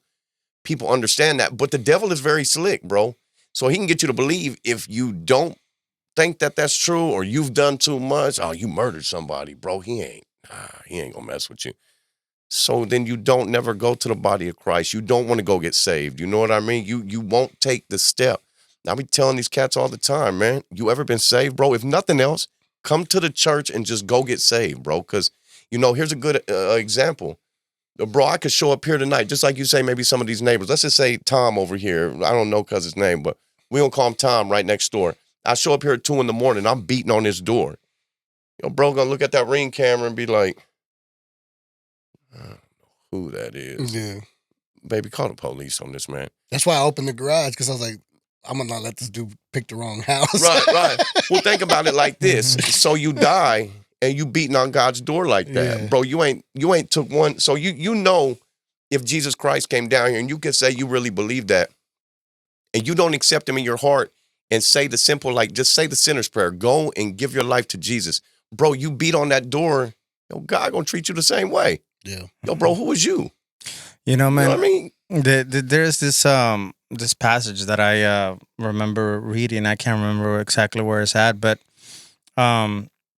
Jesus said, you can't come to me unless the Father brings you to me. Right. And I remember that specifically because sometimes it seems like, you might be searching for Jesus, but certain things have to happen before you come to him. Right. You know Right. what I'm saying? Absolutely. Because you could beat it over the head, Right. to somebody like you're really trying to save them, but everybody has a different process, man. Absolutely. Everybody. I mean, think about how many years he took you, right? Yeah. I was just lucky enough to make it there. Right, but know what I mean? I almost feel that there had to be an intervention, and that intervention is from the Father to bring you to the Son. That's it. You know what I mean? Absolutely. And because it's almost like a miracle needs to take place, type of deal. Right. And so at that point, you feel lucky, like you say, you feel blessed because you could have continued to do the same thing, or there are some people that die in that life, that don't have an opportunity to do what you did. You know what I mean? When you got to the cure, were you in a routine? Like, were you going to church for just because it was a routine, or did you feel it like I need to be in there? Nah. So like going at the other spot, that was routine to try to find the homegirl come back. When she split, the one man thing. For real, me and my mom, like I said, I live from like here to that wall from my mom. I don't never see her. I go home after I get off work. My mom's down the block too. You see what I'm saying? 2 blocks, and I ain't seen her in 3 months. So we would use this as a just something to do at least once a week. If we only see each other for an hour a week, let's use it. So I had kind of cut that off. So it was like, man, I got to get back in this. And then dude kept telling me, yo, you need to. And again, I felt it inside, like, it's time. I was spiraling again. I really sat down and started thinking, yo, look what I just did to this girl. That was horrible. You know what I mean? Like, a dog wouldn't have even deserved what I just did. You know what I mean? There's something in my life. I said, I got to figure something out, man. And it had to have been God tugging. But that's what was crazy is you go back to like the Lowrider show, Preacher's funeral, and then the day I started thinking about it, I ain't understand that Lowrider show when I was talking to him was setting up. That was God setting up. Orchestrating. Yeah, he was like, get ready, cuz you're about to get wrecked. Right. You know what I mean? But it's up to you to take on to it. Mm-hmm. I just had to really understand. And it was all put in place, man. It really was. So like when I'm telling these dudes and I try to explain to them, yo, you guys ain't never seen me this blessed. So it's got to be real. Mm-hmm. I ain't walking around here putting on an act. You know what I mean? Like, you quit smoking, you quit drinking. How do you do this? Bruh. So Jesus works on the inside out. I ain't trying to take him from the outside in. Well, I ain't religious. Right. Then I start breathing deep. I said, bruh, come on. I told you I'm showing up, putting out the blunt. Pastor Kelly didn't tell me, yo, get out to church till you come back sober. Nah, he already knew. You give me a chance. Again, Jesus, you start building that relationship with the Lord, bro. You don't want to do all that. You know what I mean? Like, yeah, it feels wrong. Yeah, I don't care how my dad looks at me, bro. There ain't one thing I feel like I could walk out this house and do that. I'd be like, oh man, my pops is gonna be mad. Yo, whatever, man. Who is you? I remember God. When my dad had a similar transformation when I was 8. Him and my mom were gonna separate. You know what I'm saying? Because he was a alcoholic, drug addict, cocaine. It was a every weekend thing for him. You know what I'm saying? And he went to a retreat out of disparity. You know what I'm saying? Because my mom was like, well, I'm leaving. Right. And I'm taking him. And I was 8, you know what I'm saying? And he went to this retreat out of disparity. And when he came back, like, something happened to him in there, man. He came back throwing fucking liquor bottles out. Yeah. And he didn't, it was a slow process. Like, he did that. And every once in a while, he'd still have a drink, but he never went back to being that same person, bro. being the same person again. And I remember as I was growing older, like, he told me the story about his porn addiction, right? Because he said that was the longest addiction that he had held. That was actually harder than drinking and the drugs and shit. You know what I'm saying? And he's like, it got to a point in my life where it would hurt. And I was like, what you mean it hurt? Like, you know what I'm saying? But he was like, it was like you're throwing your kids away. Yeah, for sure. You know what I'm saying? For sure. And he's like, in my spirit, he's like, it would just hurt and it would feel wrong. Yeah. I'm like, man, I never even looked at it. Speaking of that, like I couldn't think about watching porn right now? Because Pastor Kelly be on that. Watching porn isn't no better. Sin is sin is sin. Dog, I feel like you watching porn, I'll be like, all right, bro, I'm going to turn it off. Like, once you build that relationship with the Lord, bro, dog, I'm telling you, man, if it ain't him watching me, like if Pastor Kelly was in front of me and asked me a question, yo, I ain't going to lie. And right now, it's like, okay, so we had a discussion about tattoos. You know, I came in there off the street, I'm tatted up. No church is just like, yo, go tat your face up. Yeah. You know what I mean? Now, he loves it because he knows there's a story behind this. There's something that can help somebody else because they'll listen to me, right? I had a little U-turn in here. We all get talking about tattoos, and he's like, yo, my leadership, because I don't want kids in the church to think this is cool. Like, I'm not a big influencer on tattoos. You can't have the elders' kids, we got to be cool in this church to have a tattoo. You know what I mean? Like, but he was like, y'all off the street is different. And so we had a little conversation about it. And in that conversation, he was like, kind of listen to the Holy Spirit. If you're going to get one, he said, I'm not going to hate you.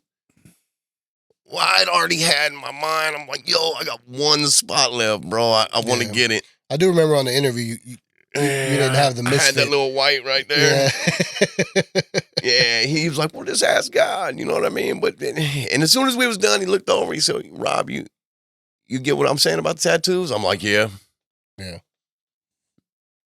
Needless to say, I went and got this misfit. You know what I'm saying? Yeah. And he wasn't mad. He didn't hate me, but he kind of called me and was like, bro, what happened? I thought we'd talk. And I'm like, yeah, but I mean, you didn't say not to.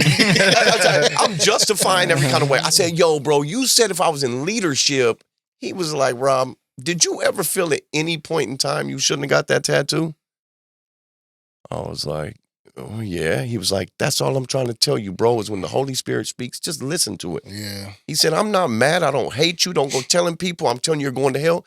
He said, but what I'm saying is you need to be more of an example right now, bro. Yeah. You got people looking at you. You're doing these podcasts. You got people, they see your life changing. So don't go make them feel like, and here's how I hit him.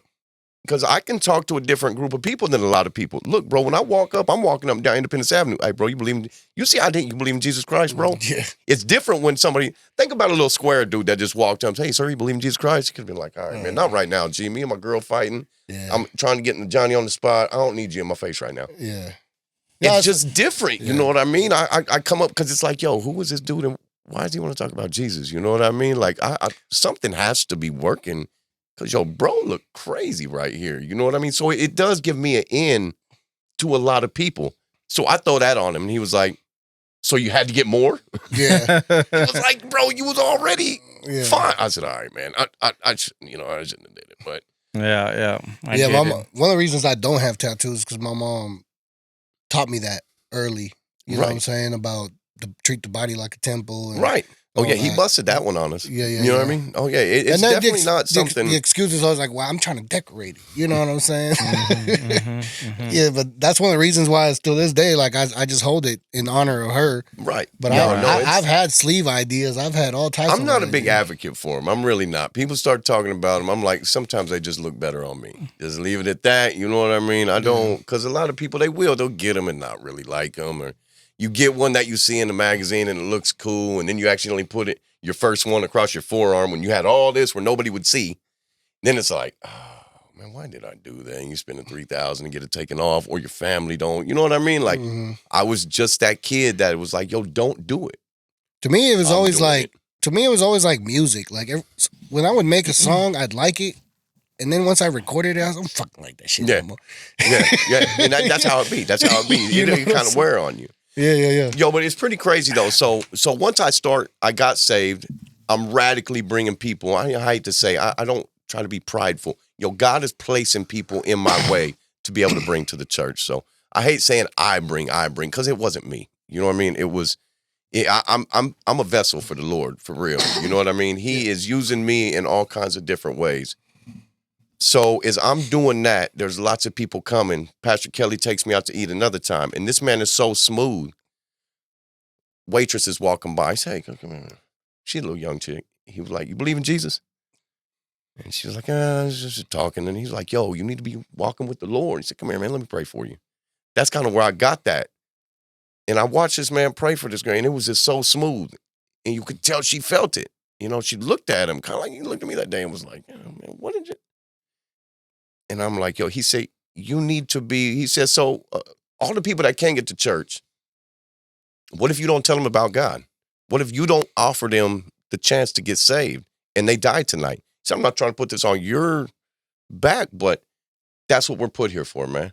I shared it with you. You're saved. Now you bless others. I said, all right, I got you, bro. He said, because, you can keep bringing as many people to church as you want, but let's think about the folks that can't get there. That's why I said I hit the east side down there. I said, okay. I got a book bag full of Bibles. I took off to Independence Avenue in Hardesty and parked at the McDonald's down there. As soon as I got out, there's a couple, man, living out a shopping cart. One dude was pushing his wife. She ain't have a leg. Looked like they ain't had a new pair of clothes, and since clothes came out, you know what I mean? I stopped. I say, hey, man, y'all believe in Jesus Christ? And we're like, yeah. So you ever gave your life to him? And he was like, yeah. Each one of them been to jail. I hate to say the good thing about talking to some people in the hoods. They've all been to jail. And a lot of people dedicate their life to Jesus. But they did it, that part at least. I say, hey, man, why don't you let me bless you with a prayer? You know what I mean? I would love to pray for you guys. Right. First thing I hit him, man, we're sitting there, we pray. I walked 2 miles up from Hardesty past Prospect. There's a 7-Eleven right there. Everybody I encountered, I just stopped and prayed for. I asked you want a Bible. You need a Bible. I got a book bag. I gave away 12 Bibles that day, bro. It was an amazing deal. Everybody. I think there was like 3 people that was like, man, they just kind of shied away. And I honestly think 2 of them didn't even speak English. You know what I mean? So I don't know if they really knew what I was. I was like, hey, man, you believe in Jesus? They was like, hey, no problem. God bless you, bro. I ain't, whatever. 2 miles. I pray for everybody I seen, bro. Felt really good. Wow. You know what I mean? Wow. That's kind of how you ended up running in Rick too, right? Exactly. We were just sitting there at the Fourth Fridays. You know what I mean? Yeah. And when my spiritual discernment was off right then, right? So I'm not understanding the warfare that comes along with taking a bunch of people, because I know folks out the hood that's really out here serving the devil. You know what I mean? Like I know these people that firsthand, they might not pray to him, but when they wake up, they living for him. You know what I mean? So I'm bringing all these folks here, and the devil is losing ground, bro, messing with me. Like what you're saying is like you don't have to be satanic to do the devil's work. No, yeah, you don't have to pray to him. You just live with him. You know what I mean? You might not pray to him, but you're worshiping in his own way. You know what I mean? When he has a lock on you and you don't know it, look, you don't never know. That's the same people that, no, I don't need to go to church. I don't need to pray. I don't need God. I'm doing all right. I feel like I'm in a good place, stuff. Or you just don't care. You know what I mean? And when the devil gets you so beat down in your mind, you don't care. You know what I mean? Right. So I'm walking up and down. I'm doing God's work, bro. I'm under the devil's playground. I'm really out here, and I'm not knowing it. So Super Bowl Sunday, The Cure did a big party at the church, right? And I went to throw my plate of food away, and I turned around, and there's a fella standing right in front of me, bro. And it was me with a light-skinned black dude, right? And I'm talking, when I say me, he's tatted, bro, like me. Yeah. Lip, chin, sideburns, forehead. He had this weird snowsuit on. You know what I mean? So I couldn't see his arms. But yet usually when the dude is tatted that much on his face, he's probably tatted the rest of his body. But he made me feel very comfortable, because I ain't judging nobody that looked like me, especially in the church. Nobody in that church judged me. Right. Who am I to judge anybody? You feel me? So I turn around, and this dude, he's just 90 miles an hour. But you see, I'm over here speaking with my hands. Like, this dude was me, bro. Everything he did with his hands. He's speaking fast. And he's like, yo, man, you're anointed by God. I don't want to be cocky. I'm like, yeah, I know. You know what I mean? Like, I walk with authority, baby. I know what I'm doing. Yeah. This is what I thought. I said, yeah, he's like, no. I'm telling you, man, God got plans for you, bro. He said, but the devil is out to kill you, bro. And I'm like, yeah. That was kind of a weird phrase to throw on me. I was like, thanks for your concern, bro. But he said, no, man. I'm telling you, the devil knows what you're doing. He knows you're bringing souls. He knows you're winning people over. He said he knows where you're at and what you're doing. What was weird, he's like, he's got people that's going to kill you. And I was like, yo, that's pretty wild. That's aggressive. Yeah. You know what I'm saying? That goes back to what we were talking about before, we started the podcast, is that the spiritual warfare component. It's the first time I encountered it. Right. And I mean, and you have no previous experience. None. You're out here doing what you think is right, basically. And, now you're getting this message like, watch your back. Yeah. Like, because... you got more coming to you, but so what happened then? Like what how do you take that, and how do you protect yourself, or like are you still navigating that, or? Oh yeah, no. So well, it carried on. It got kind of wild. Like, so when he's telling me this, he said, you really got to watch your back, even if you're pumping gas, man. Be really aware, bro. Like, people are after you, and I'm like, this dude is crazy. He said, can I pray for you real quick? Well, I'm new to this, bro. You know what I mean? I'm like, yeah, that'd be cool. So he starts praying for me. And his name, he said, was Ishmael. No, Israel, I'm sorry. And he was praying this prayer, and it was a fear prayer. And he prayed fear into me real heavy, bro. And I ain't even really realize it, right? So I'm walking him around, and he's talking, and my LA homie comes over, and he's like, yo, who is this dude? He knew right off the bat that bro was a little wild. You know what I mean? Mm-hmm. When I had told dude, I said, yeah, it's crazy because I'm out here in the bad neighborhoods. He said, I know, bro. Like, I know where you're at. You know what I mean? And I didn't really realize when he said that to the extent of what was going on. Our head security dude walks up, and he just reads out some stuff on him, like starts telling him stuff, bro. Nobody knew. Nobody in the church knew some of the stuff this man told him. This man told him, how do you know any of this? He said, I'm a prophet from Jesus. Wow. Well, a prophet and see the future. Right. Not only the past, right? Right. So once he kind of moseyed his way out, and it was like he was there and he was out, bro. I don't know where he came from. We don't know when he came in. He was recording us to put it on his TikTok. We kind of found out later in life. Mm-hmm. But my LA homie was like, yo, come here. And we went and talked to the pastor's wife, and he was like, yo, tell her what just happened. And I'm telling her, and she said, a demon will only know the past. He will never know the future. And I was like, yo. That's wild. I started thinking and like flashbacking. And he said, cuz, he dropped the GD right as I was walking off. He's like, God. And I'm like, yo, that's crazy to say you participate in ministry, but you said that in God's house. Yeah, I'm new. I knew it wasn't right, but I walk off. I'm not really thinking about it. You ever saw like an angel or something that came to deliver you a message, a type of deal? Yeah, a demon. Oh, yeah. Yeah. Because so the prayer he prayed into me, so it got crazy. So he left, and when they told me, they were like, yo, a demon will only see the past. They can't. And he happened like he knew what I was doing. He knew who I was.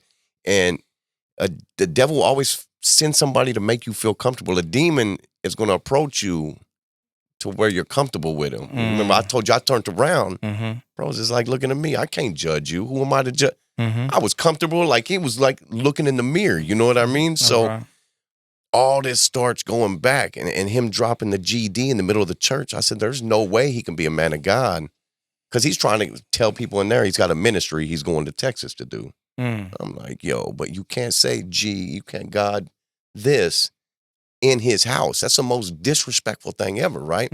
So they put hands on me. They're praying. I was like, yo, this was crazy. I got home. I called the homie. I was like, yo, you can't believe what just happened. Instantly the next day I wake up, and I'm still thinking about it. And then I'm telling my homie at the job about it. He's like, yo, that gave me chills. I really start questioning not what I was doing, not like, yo, I'm never going to go down because I'm scared of the devil. I start questioning people around me on my team that I shouldn't have. You know what I mean? Like, and it really started getting into my head. Like, weird stuff started really like, I'm like, yo, man, what? I'm thinking people are lying to me. And I'm like, yo, is this person? I had to call my pastor up. I said, yo, he said, I'm going to be up there in a minute. He came to the job. He's like, what is your problem? I said, and I started telling him. He said, yo, rebuke it. Scratch it. You know what I mean? Like he prayed fear into you, and it's working. He said, get rid of it. You know what I mean? He said a prayer for me.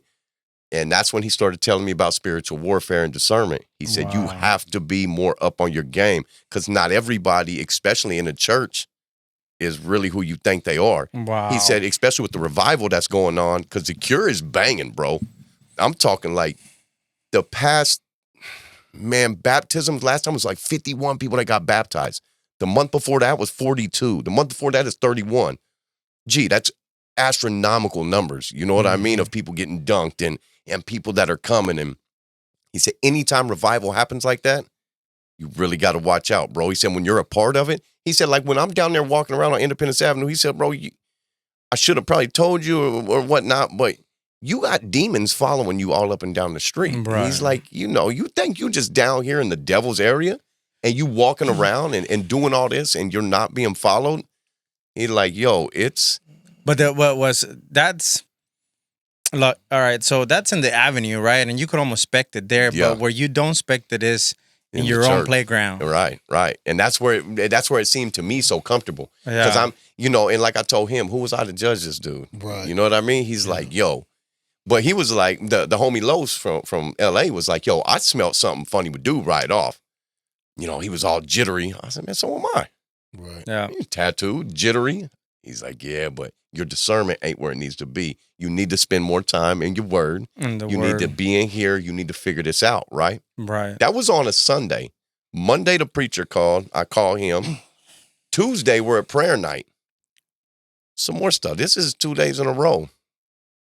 I'm sitting there. I go to prayer night. Prayer night is not like real big, not a big service, right? It's literally just you go and you pray and maybe you write some stuff on paper and you pray and we get some groups of dudes and some groups of females and you need some prayer. You know what I mean? It's just literally praying, I'm sitting down. This dude comes in out of nowhere, sits right behind me. I'm a nice dude, bro. I try to be cool. I just reach back. I said, what's happening with you, man? Yeah, they call me Black Rob. Hey, how you know that where the church is? I don't remember how he said he found us. But, we're all over the internet. Yeah, it's a good church. I'm spitting game to him. Yada, yada, yada, yada. He's sitting there just by himself. Mm-hmm. Whole big auditorium. Come sit right behind me, right? Wednesday, we have a service. Wednesday at 7. I'm over there. Worship's on. I'm worshiping. I'm heavy worshiping. I feel this tap on my shoulder. It's his dude. I said, what's up, bro? Hey, how you doing? Oh, good to see you. I'm glad you showed up. Right? As soon as worship's over, he's like, yo, man, here, man, put your number in my phone. Now, mind you, I ain't talked to this dude. He don't know me. He don't know nothing about me. And I'm like, all right. But, I don't try to judge off on people. Like I feel it's a family in that church, man. You know what I mean? If I go ask somebody for their phone number, most of them dudes are going to give it to me. Yeah, holler at me, man. You ever want to go out to eat? Yeah. That's how you fellowship. That's how you get friends outside of only people. You got to be on fellowship. Yeah. Because everybody I know, you can't do this alone. Yes, everybody I walked off the street from, I can't really go associate with like that no more, man. They don't walk my walk. Not to say they're bad people, but they're not on the level I'm trying to be on. It's almost like you got probably a whole nother social circle. That's it. You don't even live in the same city type. Nah, it is. It's a whole new playground, bro. And it's because you want to base yourself around people that have the same views as you. You know what I mean? Yeah. Iron sharpens iron. That's it. That's it. Yeah. So this dude, I just passed him the phone number. I grab his phone and he had it on the name first. He had an Apple. And I flip it to the numbers, and he kind of looked at me, and he was like, oh, you must have an Android or something. I don't even know what the comment was about. I'm like, nah, bro, I got an Apple phone, And he was like, oh, so he flipped it back to the name. So I was like, whatever. I typed the name and did the number second. Soon as I gave him my number and handed him the phone, he was like, yeah, because the police can get in them Androids. Oh, no, he said the cartel. I'm sorry. The cartel can get in Androids. I said, yo, bro, what kind of comment was that? Yeah. Bro, I'm in church. Mm-hmm. You know what I mean? So instantly my discernment was like, bing, something ain't right with bro. Mm-hmm. I just kind of was like, okay. But it shot a real red flag right when he said that. I said, okay. I gave him the phone. He was like, yo. It was right after the singing. They gave you like 60 seconds to talk to some people. He was like, I remember, he was Jimmy something. I said, nah, I don't. Yeah. He was like, yeah, he's a big coke dealer from Independence. Yeah. Mm. Again, bro, what? We're in church, G. What are you talking about? Like, right. You know what I mean? Like, first a cartel, now a coke dealer. dog, I'm a certified church boy. I don't know what you're talking about. I just kind of shrugged him off. I'm saying, we're all from Kansas. I don't really mess around in independence. He still wanted to chop it up. I said, I don't know, man. I'm about to go sit down, right? We go through service. That night was a Wednesday, right? Sunday was a Super Bowl. So the sermon was on spiritual discernment. That's what they preached on, right? Happened to be, I'm over there like, yeah, it's about me. How crazy, huh? But yeah, because it made it around to everybody what had happened. You know, Pastor let dude know. So he came out and he was just for future reference, you know what I mean? Because there's a lot of new people there. So get people up on game. He did a whole spiritual discernment, what to look for, how you need to be aware. You know what I mean? That spiritual warfare is real. When you're really living for God, the devil is going to try to attack you. So you got to be able to find out how. You know what I mean? You got to be able to see. Can you give us can you go in depth into that to let us know what to look for? So, I mean, that's kind of where like anything, man. So when you're living, okay, when you fully surrender, yeah, it was so hard. Like just anything that's out of the ordinary, right? Anything that's not with the word, like anybody that comes up, man, it's so hard because it's hard for me to I think it would be difficult to answer that. You can take a break, bro, before you start snoring on the mic. I was just taking a deep breath. Yeah, I think it would be hard to discern unless you dive into the word. Yeah, there's parts of the word that describe it. Right. And I just don't know the word in detail that well. Right now, I just know who and what to look for. Right. You know what I mean? Like this dude, okay? So when I'm heavy and I'm bringing these people to church and I'm doing this, anything out of the ordinary, it's got to throw up a red flag. Like that dude dropping the cuss words in the church as he's telling me his ministry should have let me know right then. That's why are you even Pastor Kelly said you don't ever let another man pray for you either. You don't come into another man's church and start saying, hey, can I lay hands on you? Hey, can I lay hands on you? That ain't his church. You know, there's certain little things, but to break it down biblically, I don't know the exact, I know if you Google spiritual discernment, I'm sure it comes up a bunch of verses in there, but I just had to get up on my game on to look for through people, right? So anything that's going to take you off your game on what you're doing. So I'm at church 3 times on Sunday, 1 time on Wednesday, Bible studies on Friday. Anything trying to take me off of that, my discernment needs to throw up, right? So like this dude asking me about cocaine and the cartel, and my spiritual discernment went off right then. Like this dude, something's wrong with him. You know what I mean? Yeah. Like that don't make sense why you're even here at church. But it's probably because you're in the spirit too, so you're able to recognize it. Yeah, exactly. And this dude comes in, he's smelling like a bottle of whiskey, which isn't my deal. Because there's a lot of people, like I said, when I show up, I'm smelling like weed. Pastor Kelly didn't say, hey, get out of here. But I also was looking for Jesus. I wasn't looking for people in the crowd. You know what I mean? This dude shows up drunk, talking some weird stuff, and he's trying to pick me out the crowd. They ain't talking to nobody else but me. You know what I mean? I started realizing, I'm like, he came and sat by me. So this was on a Wednesday. Thursday, he texts me, 9:00 in the morning. Yo, what's up, bro? Nothing. What's happening with you?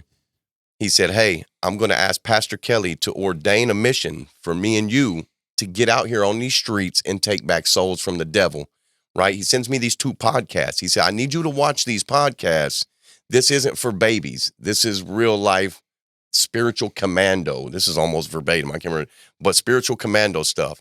Then he messages me again and says, hey, if this is too big for you, let me know and I can just move on.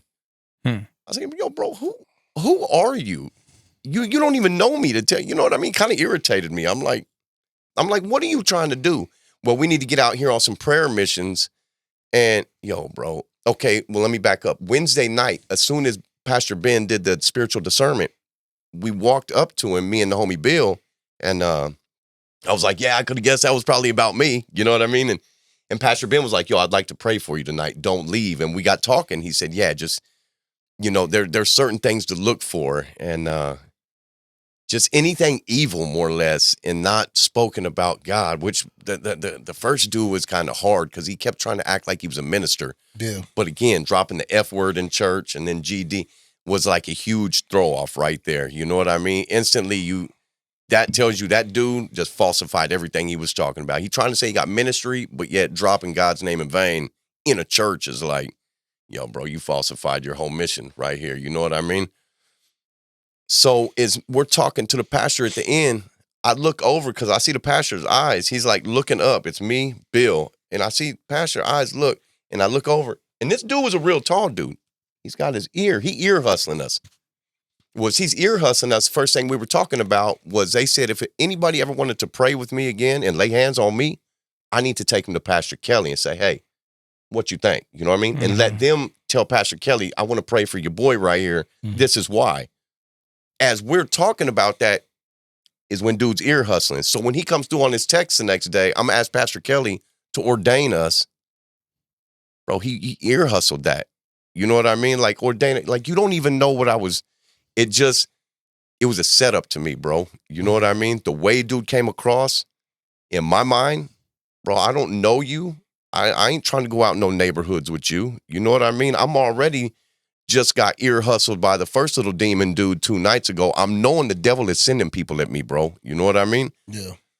At first you come in, you talk about cocaine, the cartel.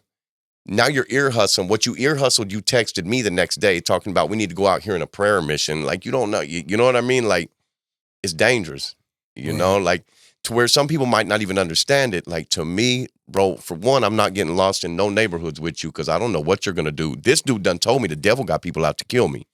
Yo, I don't know you, dog. Where are we about to go?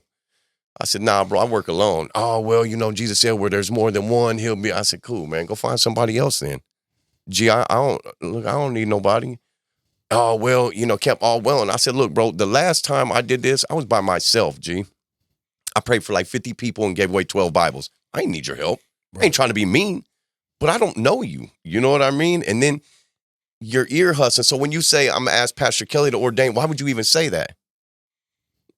Don't act like you just know the route. You showed up there, smelled like a bottle of vodka both times. They say witchcraft does a lot of that. You know what I mean? Like Pastor Ben started breaking that down because I sent all his messages to him, and he said, "Look, witchcraft does a lot of like the way he said they'll drink while they like come to church and do certain things. Man, I don't remember how exactly he put it, but he said dude had reminded him about some witchcraft. You know what I mean? Yeah.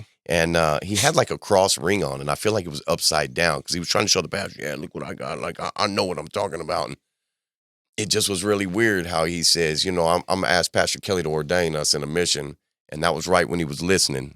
So instantly in my mind, I'm like, you're just coming at me to try to make me feel comfortable, bro. You know what I mean? Because they just told me don't go anywhere or listen to anybody unless it goes through Pastor Kelly. Mm-hmm. So you heard that part, and you're using that to say, oh, yeah, this is what we'll do.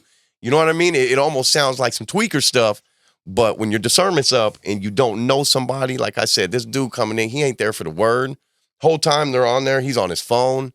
I could see him out of my peripheral. I'm like, you don't want none of God's word. You ain't there for Jesus, bro. You was there to find me. Mm. You know what I mean? You ain't talked to not one other person in here. Right. So once we got him out the way, that was kind of weird. And then females, bro. Oh, yeah. That's the next. So I'm knowing the devil knows you ain't going to get me with no males. You know what I mean? Because I'm already on my game now. Lust. Yeah. There it is. So next was I have to watch. I've never had so many females hit the inbox. Yo, hey, I'm about to commit suicide. Can you help? And hey, I'm here for anybody, bro. I promise you. If I wake up and there's a girl in my inbox, yo, I'm taking her to church, but I'm going to walk you over to the elders, Miss Lauren, Miss Pamela. Mm-hmm. These are Bible study leaders, cure group leaders. Go talk to them. Mm-hmm. Ain't no reason you need to talk to me. You know what I mean? Like, I'm going to get you to where you need to be. I have girls like, oh, I don't feel comfortable telling nobody else. Well, they'll tell me about how they got raped, kidnapped, shot up with heroin. Yo, you ain't going to tell this lady over here what you feel. Because here it is, bro. If I'm at church 3 times on Sunday, once on Wednesday, and Bible study on Friday, if somebody can throw me off my game, the devil's winning. Right. You know what I mean? Yeah. And it might not be that this female is a devil. As far as that lust thought in my head is a devil creeping in. Yeah. Yo, you know what I mean? Like, you got an advantage. Yes, and it's wild, bro. That's where that warfare comes in that people don't even understand. That you give the devil the littlest bit, bro, and he'll knock you off your game. And give him an inch and take him out. Right. He'll take that whole mile, bro, and you'll be running after it. And once you miss 2 Sundays, it's easier not to go back the third. And you know what's weird about, somebody had asked me the other day, so are you celibate? I said, well, I'm going to tell you like this. If I'm at church 3-1 Bible study, if you go to the club on Friday, what do we have to talk about when I get home Friday night? I'm at Bible study, you at the club. Where do we mix? Because see, what's going to happen there is all you do is spend all your time at church. Right. So you go cheat on somebody because they at church. You know what I mean? So you have to, in my position right now, I feel like for a small piece of time, and it's starting to ease up, you know, I feel like for a real small piece of time that every girl that came at me, bro, was the devil. You feel me? Like, and I'd say that respectively. I'm not telling them is the devil as far as it, because man, look, there's 4 chicks that was in my inbox, all almost the same story, and God bless them. I mean, I'm not saying their story was fake. I really believe all of them. But when I didn't want to go, and when I was like, yeah, this probably ain't, you know, I'm here to get the word. I'm here to learn. I'm here for the Lord. You know what I mean? My life right now is dedicated to praying people and witnessing to people and walking up and down the hoods. And I'm not just because you feel like I'm a good guy or something. You know what I mean? Because ultimately all that is going to throw me off my path. And I knew it because as soon as I broke ties and not broke ties, but just was like, yeah, this, you know, I'm not into it like that. All of them just quit coming. So that's where that spiritual discernment comes up. You know what I mean? Because if I would have chose, then it would have been some deal that wasn't right because they didn't even want to come while they were there. They just trying to attack me. You know what I mean? If it shows they couldn't come when I said that I wasn't willing to be with them, then what makes me think that they would have wanted to keep coming if we had got together? The devil knows how to use people too, and in a way, you know, he was probably using their weakness. Absolutely. And they were trying to find someone to anchor to. Absolutely. You know what I'm saying? Yeah. He and the devil, like lust is huge with the men. You know what I mean? Like that's one of, and I'm not gonna lie now. It took, Pastor Kelly told me like the third. We be going out dinner. He'd be like, yo, you. He told me one time, one of the first couple times, he said, look, because how I broke off from the other church. He didn't like hearing, well, how'd you get here? And I tell him, oh, me and the girl split up. He was like, so how long till you find a girl and split up with her and leave my church? Yeah. I was like, and then he gave me this look. And I'm looking like, do I answer that? Like, I don't know, bro. I'm not, you know? But then he was like, yo, you need to take 6 months and make a relationship with Jesus Christ, bro. Quit worrying about women. And that's why I go back to like the childhood trauma and wanting a girl around because. Are you in those 6 months right now? Yeah, I'm about 8 months. Okay. Yeah, maybe pushing 9. I'm All about right. to push 9. And I ain't gonna lie, because that's what I was saying. I have to find a girl at the church. I have to find a girl that's going to be balanced like me. You know what I mean? And I'm not even going to lie. There's a girl I started talking to here just recently that's going to the church. Man, I really like. She's a really good person. You know what I mean? But it isn't like a super just dive in, you know, and you know what I mean? Like everything's got to be different. I'm learning. You got to look at it like even if it don't work out, you can still got to be consistent. Absolutely. And you know, I don't want nothing to ever happen where somebody else wants to be at that church, but something silly happens between us. So maybe they don't want to come. So it's huge on my part. You know what I mean? It ain't like I'm out trying to just play the game. I know right now. What's the saying? Don't shit where you eat. Yeah. Or in your own backyard, or you know what I mean? Any of that is because I really know that in order for my relationship to ever work, I got to live for the Lord, and that's both of us. You know what I mean? The couple that prays together is going to stay together. So I know if both our eyes are on the prize. Well, I was raised to think of the Holy Trinity. You know what I'm saying? To keep God in the middle. Right. Do things for God, not for each other. Right. You know what I'm saying? Both have the same focus, and that's on the Lord. And he'll bless both of y'all. Yeah. If you keep your eyes on him. You know what I mean? And it's hard when like someone, or you're with someone who struggles with that or doesn't understand that.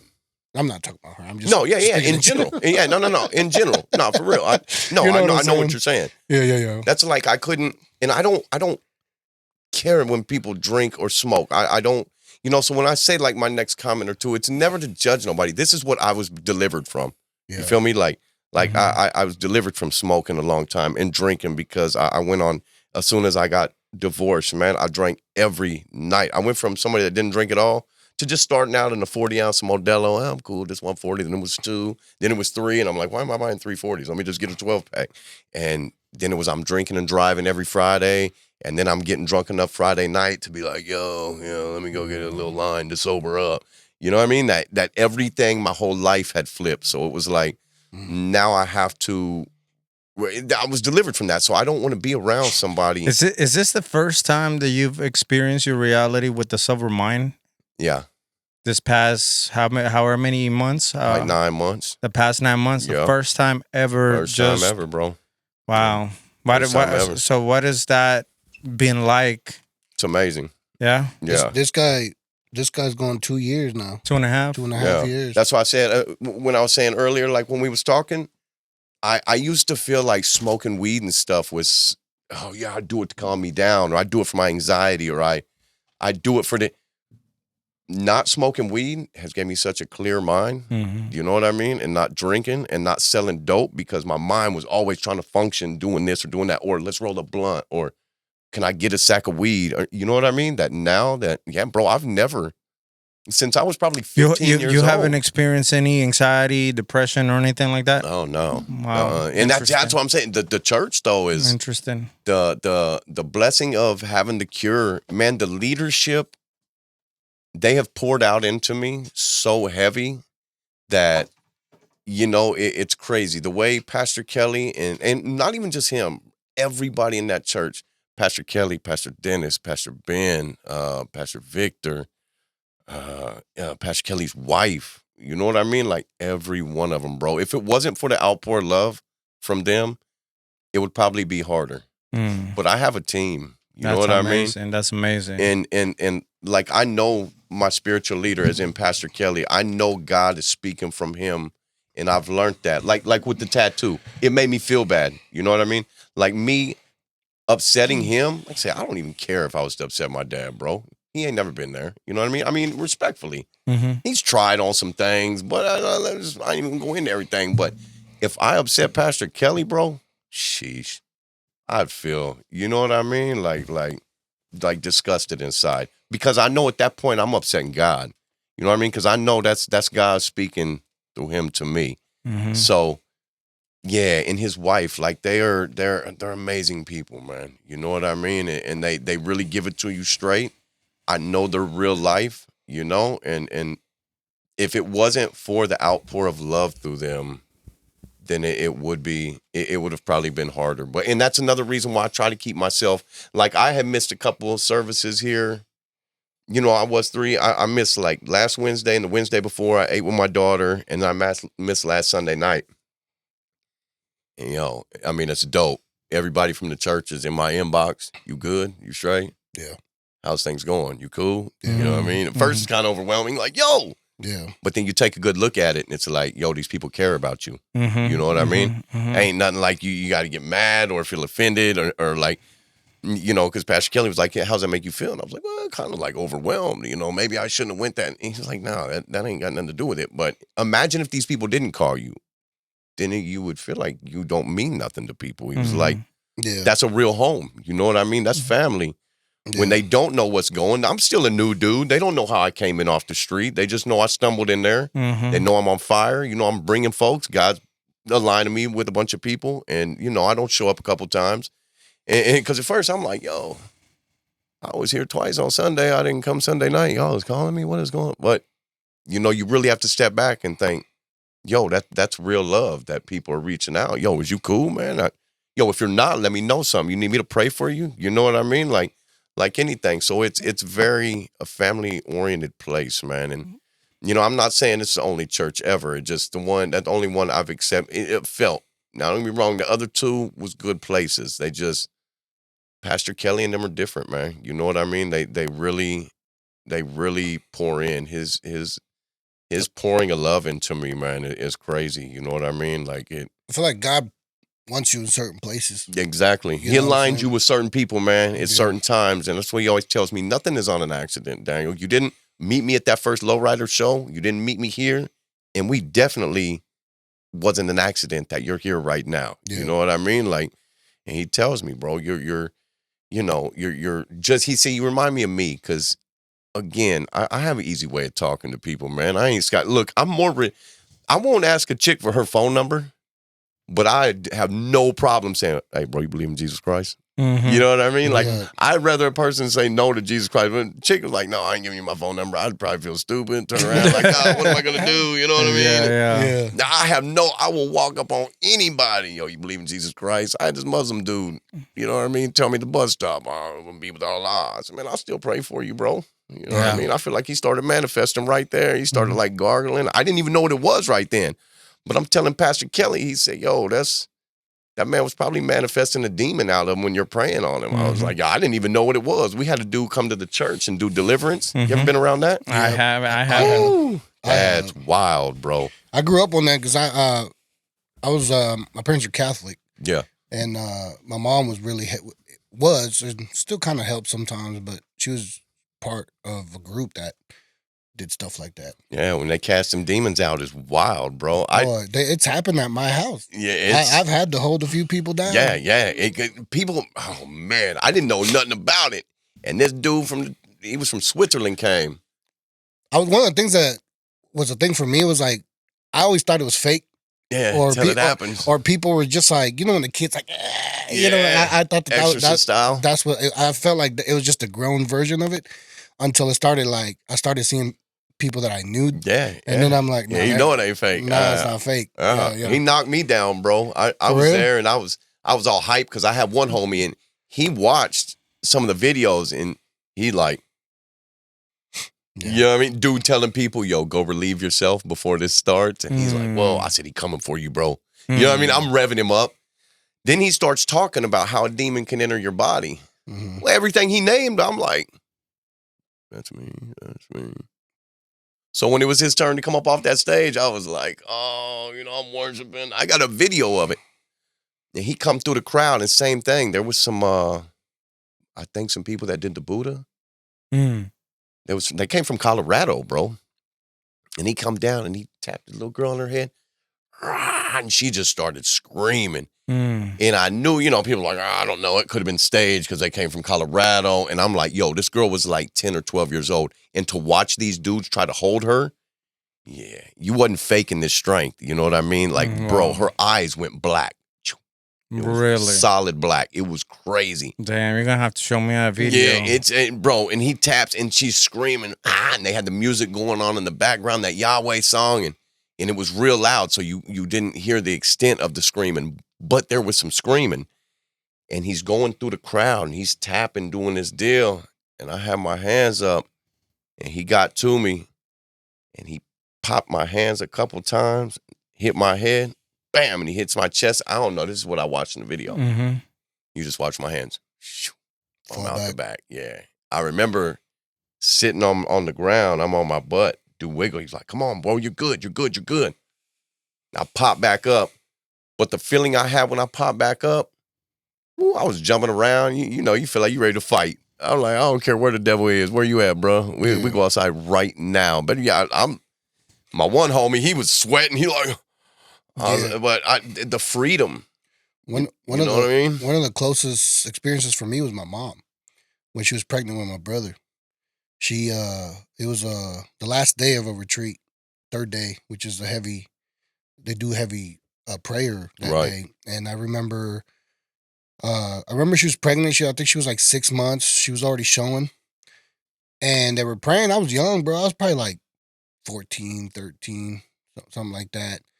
So I was there just because I was they had me there. You know what I'm saying? I wasn't paying attention to none of that until she fell, bro. And I remember seeing her stomach pump, and that shit scared the crap out of me, bro. And the prayer group told me, come hold your mom, pray for her. You know what I'm saying? And that's my mom, bro. Like I'm like, I was scared, bro. I was scared, but when she came back up, she couldn't remember anything. She didn't know what happened. And one of the things they told me, they were like, don't tell her what happened. Right. Don't tell her. You know what I'm saying? Just let her. Just let it ride. Let it ride. Right. And but that moment for me, I was like, okay, this is something different. And that's when was that when she was pregnant with your brother with Angel. Yeah, that's our other production supervisor. Yeah, he comes in here every once in a while with us. But yeah, man, that was one of the close ones. I had a friend of mine's sister came to our house one time, and she also came in heavy hearted and asked for my mom to pray for her, and she ended up passing out on the couch, and then started moving around, came back up. My mom set her back down, and me and her brother were gonna go back downstairs, and she's like, she's not done yet. She could tell. We couldn't tell. Right. She's like, she's Still not done yet. She's like, wait. Sure enough, she went under again. And like just like you said, yelling, screaming, scratching, foaming, right, everything, bro. Like, yeah, they walk around with puke bags and blankets. Man. When that stuff happens, they'll just lay people down and put blankets over them until they wake up. It's a full perch, huh? Yeah, and it's crazy how because you say a purge, but like with ayahuasca is different, right? It's because of the medicine, right? But here it's like. It's a spirit. Where's the Holy Spirit? It's triggered and it's pulled out. Yeah. Through prayer. Yeah, you ever watch him? One dude, he does it. So it was kind of the same way. I went back. We did it at 11 o'clock, and then we went back for the 6 p.m. service. And my son had these two friends going. Yeah. And they're like 14. And I showed them the video. I said, look, it gets a little crazy. You know what I mean? Y'all be ready. And they're like, whoa, that looks pretty cool. And until you're there experiencing you're on the floor. Yeah. So we got a dude in the church named G, and he does deliverance too. So he's walking around also. So we had the dude from Switzerland. He's walking around doing it. And G also, he'll just walk up to you, and he's a dude, same thing. He can sense it. He'll walk right up and start putting his hand and start speaking in tongues. Bro, you might hear him over there, get out. People be ripping around. And yeah, I was part of one time. It was just wild stuff. And the person only responded to me. Yeah. And that's the first, my mom, she was like, that's the first time she was like, see? You got the authority. She's like, you have authority. Yeah. And I was like. Yeah, spiritual authority's dope. But then the only thing I can think about, like you said, is every door that I have open. Right. That I need to close. Right. You know what I'm saying? But the fact that God allowed me to witness that authority, made me realize that I'm like, damn, bro, I gotta change. I gotta do something. Sure.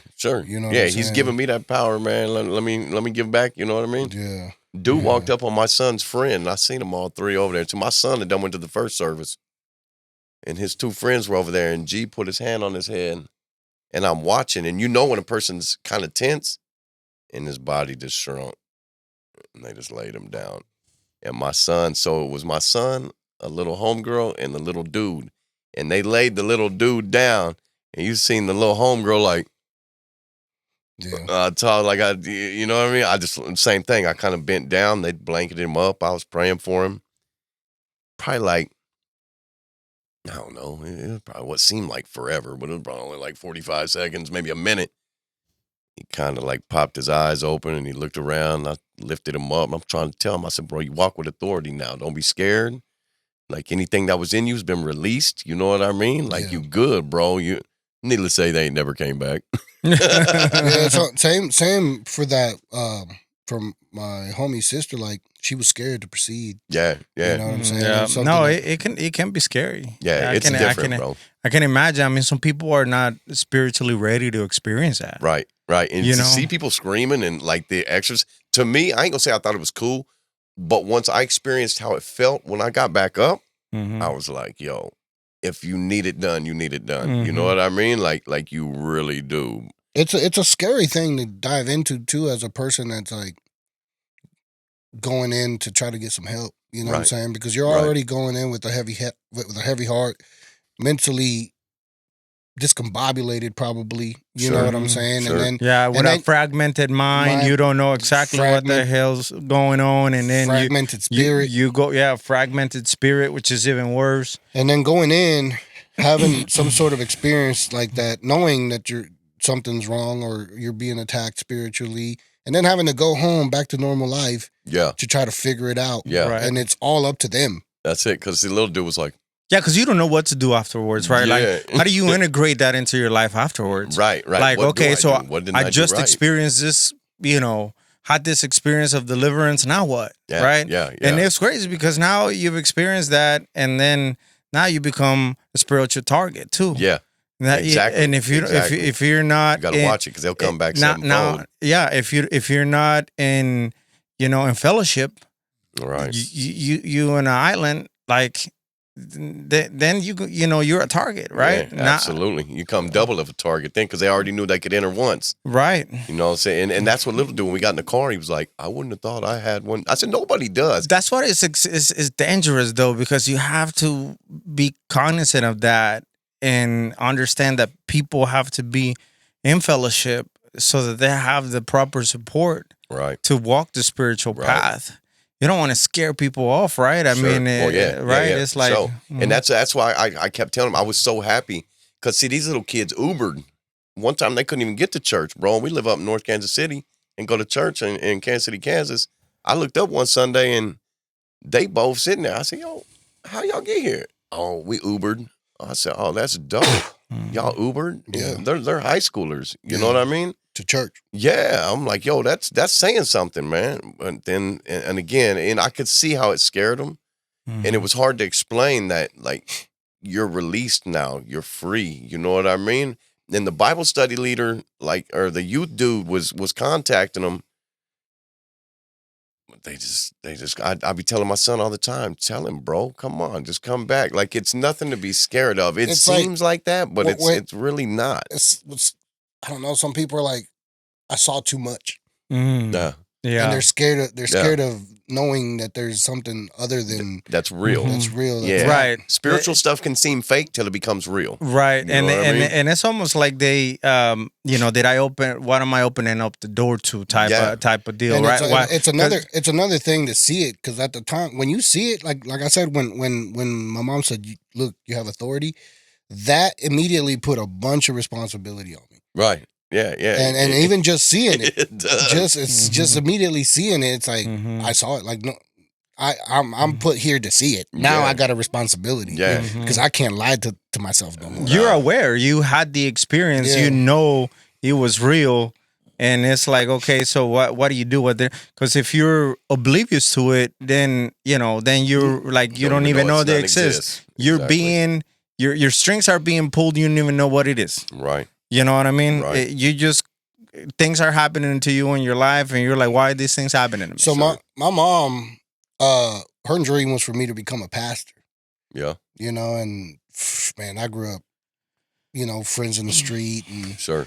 but I was always a suburban kid with the friends out in the street. So I always wanted to like not be in the street, but I never saw myself as a fucking pastor. bro. Right. You know what I'm yeah, saying? No, But- I know what you mean. But it's crazy because the older I grow, I start to, grow into my purpose.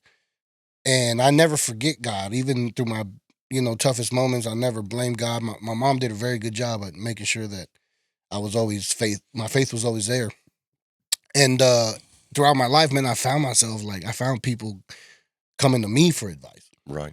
You know what I'm saying? Absolutely. And every time, man, I could never give anybody advice without mentioning God. Yeah. Yeah. I mean, that's, No, not one time. I had a friend call me from jail, bro. He was in prison, and he was supposed to do 40-something years, bro. And I was at work one day, and we've been friends since we were 8, but he moved away, got caught on the case, and called me from prison, and he's like, bro, I need you to tell me something, because if I'm gonna kill myself. He's like, if you don't say something. And I was at work in the middle of the hospital, because I'm a fire door inspector, and I'm in the middle of the hospital, middle of the day. I'm like, bro, what the fuck am I gonna say to this man right now? And I put my card on the side, and I was like, can you give me a minute? And he's like, yeah. So put my card to the side. I put the phone on mute, and I'm just like, start praying. right. I'm like, God, give me the words. Right. Right. Give me something. the words. And I remember the first thing I asked him was like, for whatever reason, I thought about his daughter. You know what I'm saying? And I introduced the conversation through his daughter, Right. because the reason why he was feeling suicidal was because his baby mama had moved on with his best friend, and she was threatening him that he was never going to see her, and he was always going to spend his life in prison, and Right. and somehow God helped me connect his daughter to his father because he didn't meet his father, but Right. before he went to prison, his father was about to pass away, and after all his lifetime of hating his dad, he still went down to Mexico to see his dad before he passed away. And I told him, I was like, bro, you had a bad experience with your father and you still showed up for him. It's like, why do you think that your daughter's not going to fucking come look for you? Sure. I'm like, don't be scared of not seeing her. I was like, you've already proven 6-7 years in her life. Right. And She'll be around. and gave her a good example of you. Yeah, they get that. They'll know. You know what I'm saying? And somehow, brother, just like I said, God figured out how to connect these dots and give me that ability to tell them that immediately, like night and day after I talked to him, man. And I was like almost crying. Yeah, it's crazy. That's like walking up praying for people. Mm-hmm. I ain't know what to say.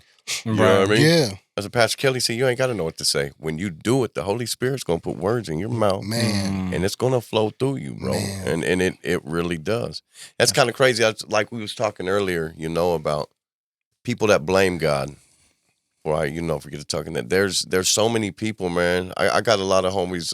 I know a girl that's got AIDS. Oh. Till this day, that dude sends me prayers every morning. Yeah. Right. He's touched. Crazy. Yeah, bro. yeah. That's how you know when the Holy Spirit works through you, when it touches somebody like that. You know what I mean? Because it does. It. Shout out Gino, man. Yeah, that's big shout out. It's dope. Shout out Gino, man. You know what I mean? Yeah. It really is. Because he didn't blame him. That's a good sign. You know what I mean? He didn't blame him because a lot of people will blame God, bro. That's one of the heaviest things nowadays. And I ain't never really thought about that because I'm not going to lie, bro. There was points in my life, even younger, who knows what it could have been. Like, yo, why you gonna let this happen to me, God? And I know a lot of people, man. Like I know a dude that's murdered his child got murdered. I know another girl that's got AIDS. And their biggest thing is God wouldn't have let this happen to me. And I said, man, why can't nobody ever blame the devil? Mm-hmm. You know what I mean? Like, Yeah. It's crazy how much blame the Lord gets. But again, that's the way evil works. That's the way the devil gets in your head because he can draw you away from God because he knows that if you lean on him, you're going to find the way, man. You know what I mean? Yeah. Like in the word, if you're lonely, he gonna be there for you. If you're lost, he'll help you find directions. You know what I mean? That word will get you everywhere. You just got to know how to use it. You know what I mean? And man, I hear so many people blame the Lord, and it's crazy because it's like, with God, there's a devil. And if devil is the creator of evil, why would you blame everything evil on God? I know people that's been raped. God wouldn't let this happen to me. He don't love everybody. Or why would he let this happen to me? I say, you don't ever think this man was under the devil's watch? Mm-hmm. You know what I mean? Why we got to blame God on that, man? But yeah, that's another real big thing out here that I try to. What do you think about Chat GPT, man? What's that? Chat GPT. I was telling my girl the other day because I feel like a lot of people are using chat like to get advice from. It's AI. Oh, I'm like, I don't even know what you're talking about. No, it's AI. It's an AI app, and they're getting like relationship life advice from this thing. And I had this thought. I've been using it actually to study the Bible because sometimes I don't know the interpretation or translations and things like that. But I don't know exactly. But that's the thing is like when it comes to your personal life, how much the way I look at it. I mean, the way I interpret it is like the Ouija board. You ask it a question, and who knows who's talking to you back. You know what I'm saying? I've used a app called Gemini on the Apple phones. Mm-hmm. That's another source of artificial intelligence. It's like Chat GPT. It's a different one. Yeah, just AI. It's the Apple version of Chat GPT, essentially. It's wild, bro, because it's like, are they telling you the truth? And if everybody gets too comfortable with AI telling them lies and what's really the truth. You know what I mean? There's people posting TikToks where they're crying and they're talking about ChatGPT helping them with all this shit. I'm not saying AI doesn't work for some good, but in the wrong hands, like the Bible verses. I use it too because I have a homeboy that would he showed it to me. Yo, let's say Daniel 22 verse 10. What does this mean? Mm-hmm. And then it comes down and it breaks down. Okay, well, being said in this sense, and it seems very true. But what happens if they start telling lies and everything we base life on is a complete lie? But I know what you're saying because I don't know. Jesus speaks in parables so much. That is exactly. You know? That is exactly. I mean? That's exactly right. I'm in the book of Matthews right now, and the book of Matthews was originally written in Greek. Right. And there is certain certain words that don't translate. Yes. Right. Yes. Like everything's different. Repentance, for one, in Greek. I can't pronounce the word, obviously, but it basically, the definition of it is transformation of your heart and of your heart and soul. That's what repentance, definition is in the Greek. But when you read it in the Bible, like if, not knowing that translation, immediately what comes to mind is guilt. Sure. When it comes, when you're reading that, certain passages, and how can you accept Jesus Christ as your Lord and Savior and still feel guilt, right? It's either you accept God as grace, right, or you continue to carry this guilt. So I feel that that's what keeps sometimes people away for so long. Sure. Is the guilt of their past. Right. Oh, it is. Forgiving yourself and guilt. I remember I had a conversation. Huge, bro. I had a conversation with my mom because, like, one of the things that she's always been a church lady, and at some point it was like I couldn't plan anything and have her there because she had a church of it. Right. You know what I'm saying? And to me, it was like I can't say nothing because she's going to church. You know what I'm saying? But at the same time, that we were going through a lot of immigration issues at that time. And that was like her way of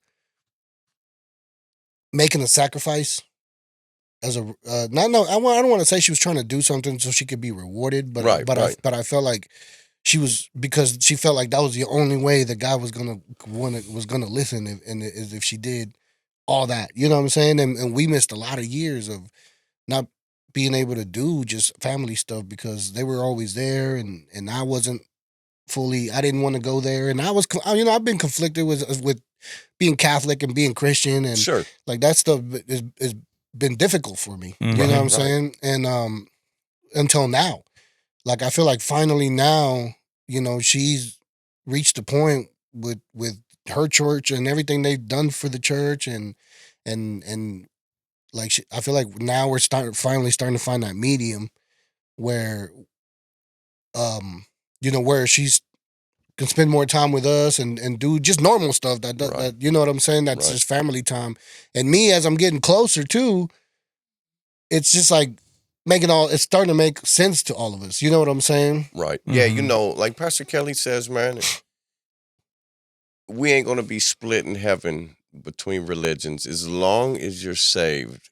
You know what I mean? Yeah. Like there's good Catholics, Baptists, but Pentecostals. That's one of those guilty things. You know what I'm saying? Religion is tough, bro. Yeah, because you're like my mom. You know what I'm saying? I'm sure in her head she's like, this is where you need to be. Oh yeah, this is the one true religion. Sure. And when you're religious and beat in with it, but that's the problem with religion. Yeah, you know what I mean? Is they make you feel guilty, like it's.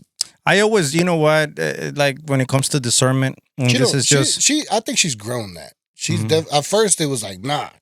But I think now she's grown that because she's seen how God's worked in my life and how my faith has grown. Doesn't have to without having to be, you know what I'm saying, in church. Because my faith grew out of church. It just grew in the trajectory of my life and how the influence they put in my life and how I handled it. Right. You know what I'm saying? And she kind of got to the point where she finally was like, thank God that he's praying. Thank God that he's able to do what he's doing without us having to, have a foot in his ass. Pretty much. Right. For sure. Right. For sure. But I've learned my ways, other ways than hers. Just having friends and Right.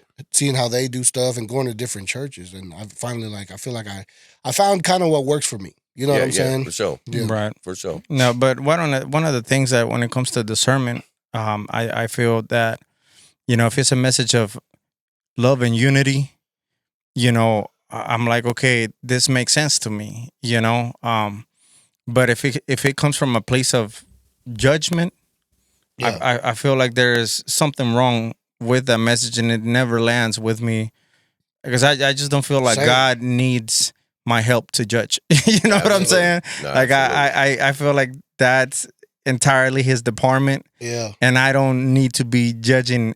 Who am I to judge? You know what I'm saying? Right. Or point out who's doing what and if they're doing it right or doing it wrong. Right.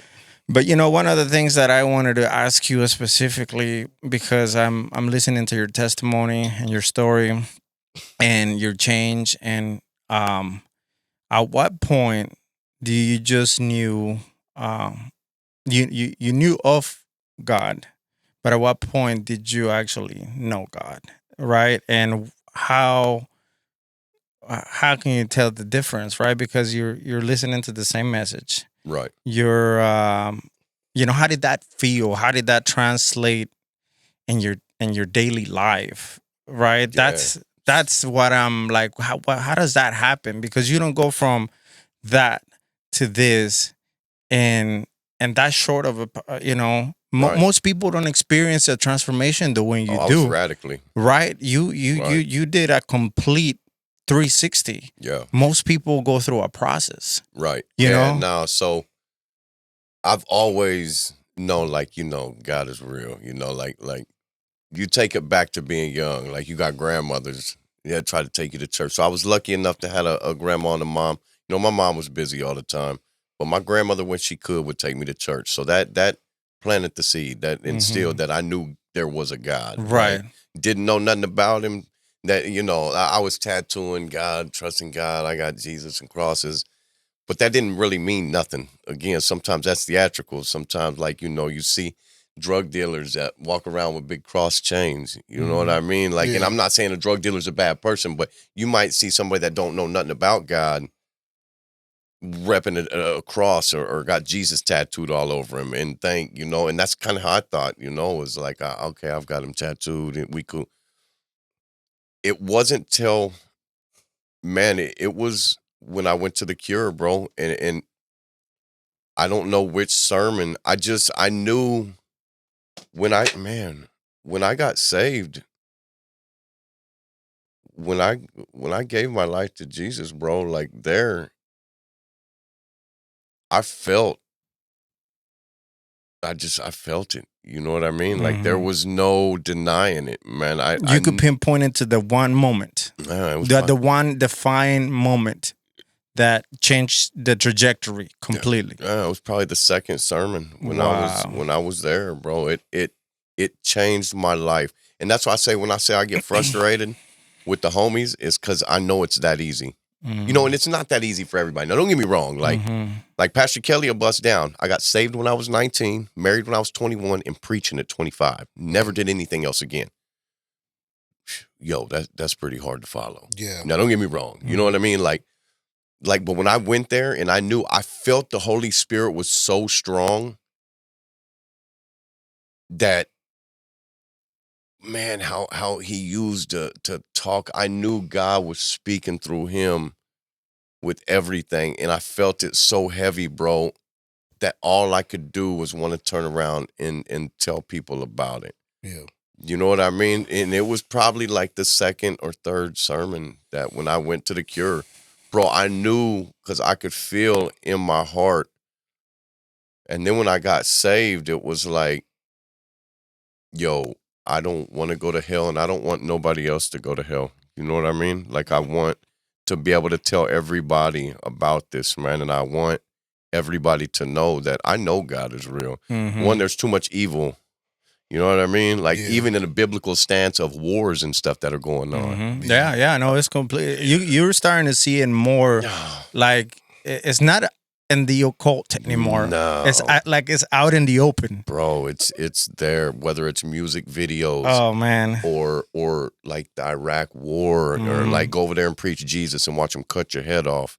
You know what I mean? Like that all means something. Bro, there's a kid at our church from Egypt. Just got saved, bro, right? Wow. Getting baptized. This is a wild story. He was just on stage last week. Called his family. Okay, now he's on like a student visa. Mm. Yeah. I do believe it's how he's here. Yeah. Called his family, let him know. Uncle said, "You come back, we're killing you. We're cutting your head off, bro. Wow. Don't play with us." That lets you know it's real. Wow. You know what I mean? That's his own uncle, G. Like they Yeah. pulled him up on stage. So Pastor Kelly's going to, they're going to a court date to try to get him asylum over here. Like, Wow. like yeah, because when his visa's up, they go back and his uncle said, "Bro, we're going to chop your head off, G. We ain't playing with you over here." What? It's nuts. You know what I'm saying? Where'd he come from? Like, Egypt, but what was his religion there? Muslim. Muslim. Yeah. Mm. But yeah, I mean, like I said, with me, it had, when it hit, bro, it was radical. I didn't, don't get me wrong, it took me like, I quit the drinking, the selling, I quit listening to rap music. You know what I mean? Like I tried to, and not to, again, I don't judge nobody that does, but I know if I'm gonna be out here trying to spit this to people and talk to people and tell them how I believe and what I feel, dog, I don't want there to be any discrepancies. Nah, what he doing this. How do you feel when you listen to rap now? It's negative, bro. Yeah. You know what I mean? I don't like, I grew up outside of not having a father, and then with my mother, the way, because see, like when I ended up with my grandmother, you know, my mom was getting beat on real bad, and I didn't want to watch it no more. I was like, yo, I'm done watching this and tell my grandma I ain't going back. You know, in your mind, you expect your mom to say, okay, well, I'm finna leave, bruh. Yeah. Yo, well, see, you know what I mean? You end up with your grandma. So again, you know your dad wasn't nothing. So your mom gets double that because your mom's who had you. So it's like, okay. Then when she gave up on me, it was like, all right, I got you. So it built an anger. I don't know if that's what mommy issues are or how the issue thing gets top, but it built an anger in me towards women. Yeah. You know what I'm saying? It really did. And then growing up listening to rap music, every woman ain't nothing but a B word. Right. You know what I mean? My favorite phrase, shut you know what I mean? Like, I had no respect towards women, bro. Yeah. None. I feel like we're under fire now. But I mean, it is really real. Music controls. It is so bad, man. Yeah. And I look at it now, and that was the first thing I did, bro. When I really got serious, when I gave all the weed back and stuff.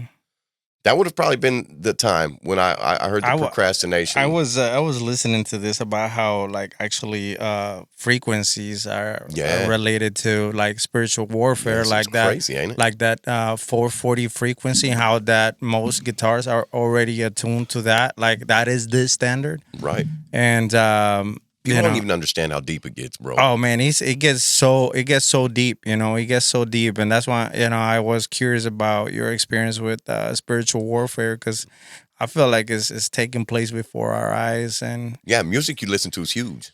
If they're telling you go out and kill people, and that's what you want, if you're listening to two people fighting, dog, I always listened to the West Coast growing up. I was a Snoop, Dre. I didn't do the East Coast. You know, I would have probably fought people because they had a rap beef. That's how deep it gets into a street of a little goofy white kid that don't know nothing, ain't a rapper, but you know what I mean? They and get even you to from the believe West that. Coast, Right. but, right. I live in Kansas, bro. I'm in the Midwest.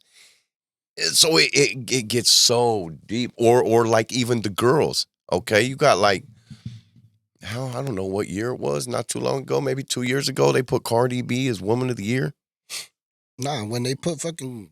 Bro, I could tell you some lyrics. If this bro I know had what you were gonna say. If bro had Kalen. a brother, I'd probably let him run a train. I mean, but even outside of that, you have got, let's go farther out than Kalen. If Cardi B has millions of young girls that listen to her, I'm talking girls like my daughter's age.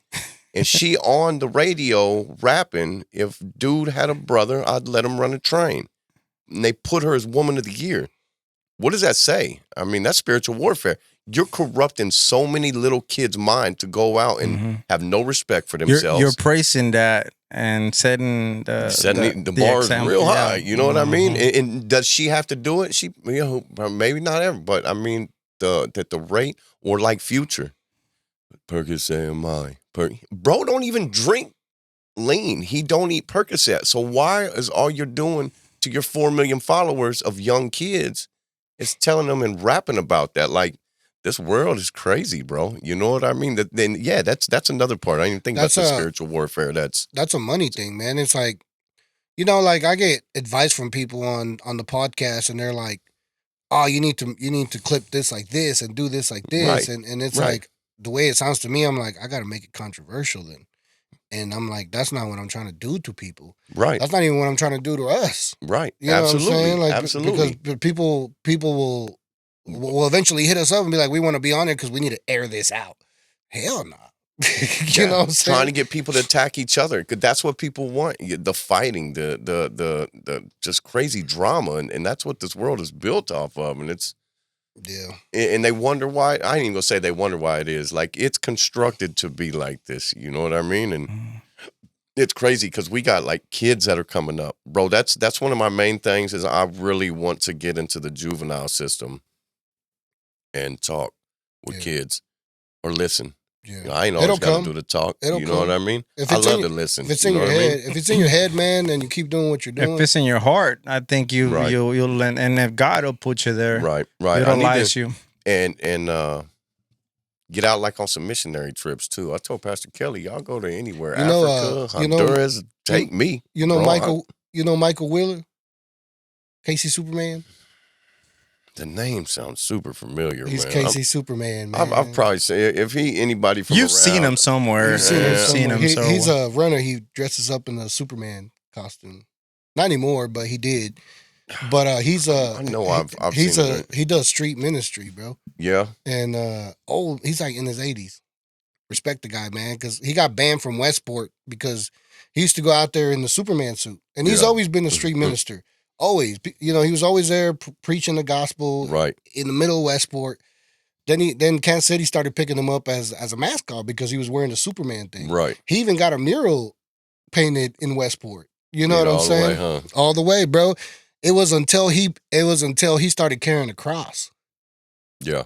That it became a problem. Right. They carry me up there. And he would throw a football with the word Jesus on it. Right. And a shirt. They don't want to see it, bro. And I was telling him, we had him on the podcast, and I was telling him, I was like, did you know that like Westport has a lot of Baphomet put on the walls over there? You know what I'm saying? Yeah. I won't mention businesses, but it's everywhere, bro. Once you think about it and look at it. Yeah. They completely banned the man out of there. Right now, because you said you want to take trips, this dude's on tour, like all over the country on the street, doing street ministry, man. Yeah. The Cure be up there at the Irish pub. They go up there every Saturday night and stand across. They got the big loudspeaker up there with the microphone. That guy, they talk every night. Shout out Michael, man. He sat on that couch and he looked at me. He's like, "What'd he say, babe? You remember what he said?" He said, "You have a big promotion coming." Yeah. And he stopped me, bro. I was like, he's like, I could feel it. He's like, you have a big promotion. He's like, I feel like I've seen you before.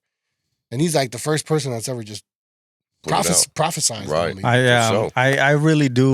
But just in the Bible, right? It says that we don't wrestle against flesh and blood, but principalities and powers, rulers of the high world, right? I mean, but just like there is that, God has his army too, Sure. And there's angels and there's people that show up and, that I had this experience where, just about a year ago during one of the winter storms, I had to go get a ice scraper. And, I went to the Dollar General near where I was living in Midtown at the time, and they were already closed. So I slid over to Ace Hardware, and they were also closed. But out of this corner comes out this man that kind of scared me because I wasn't really expecting to see him there. And he's just like, "Yeah, man, they're closed already." And I was like, "Oh, damn!" I'm like, "I need to get an ice scraper." He's like, well, there's a Family Dollar or Family Dollar not that far from here. So I looked it up. It was 7 minutes, and the man goes, "Hey, would you mind giving me a ride? I need to buy some rubbing alcohol as I'll stay warm at night." And so I'm like, I don't know if I should give this guy a ride. You know what I mean? Right. Like, but then I was like, man, you know what? Get in, and he gets in. We drive out there, and I could tell the guy that's like a little off, but he's a veteran guy that's been living in the streets for years, and so I go in there, get my ice scraper. He gets a couple things. He couldn't really pay for them. I was like, just put in my car, and wait. I'm like, dude, where do you want me to take you back to? He's like, man, just drop me off at the same spot where you picked me up at. So we're driving, and I'm getting ready to drop him off, and this guy just started speaking, like just speaking, and I realize it's biblical. It's the word, but I couldn't, like, I'm like, where is that? I couldn't put I didn't know exactly what it was. But he starts. He's like, the Lord is my shepherd. I have all that I need. He lets me rest in green meadows. He leads me down peaceful streams. He renews my strength and guides me along the right path, bringing honor to his name.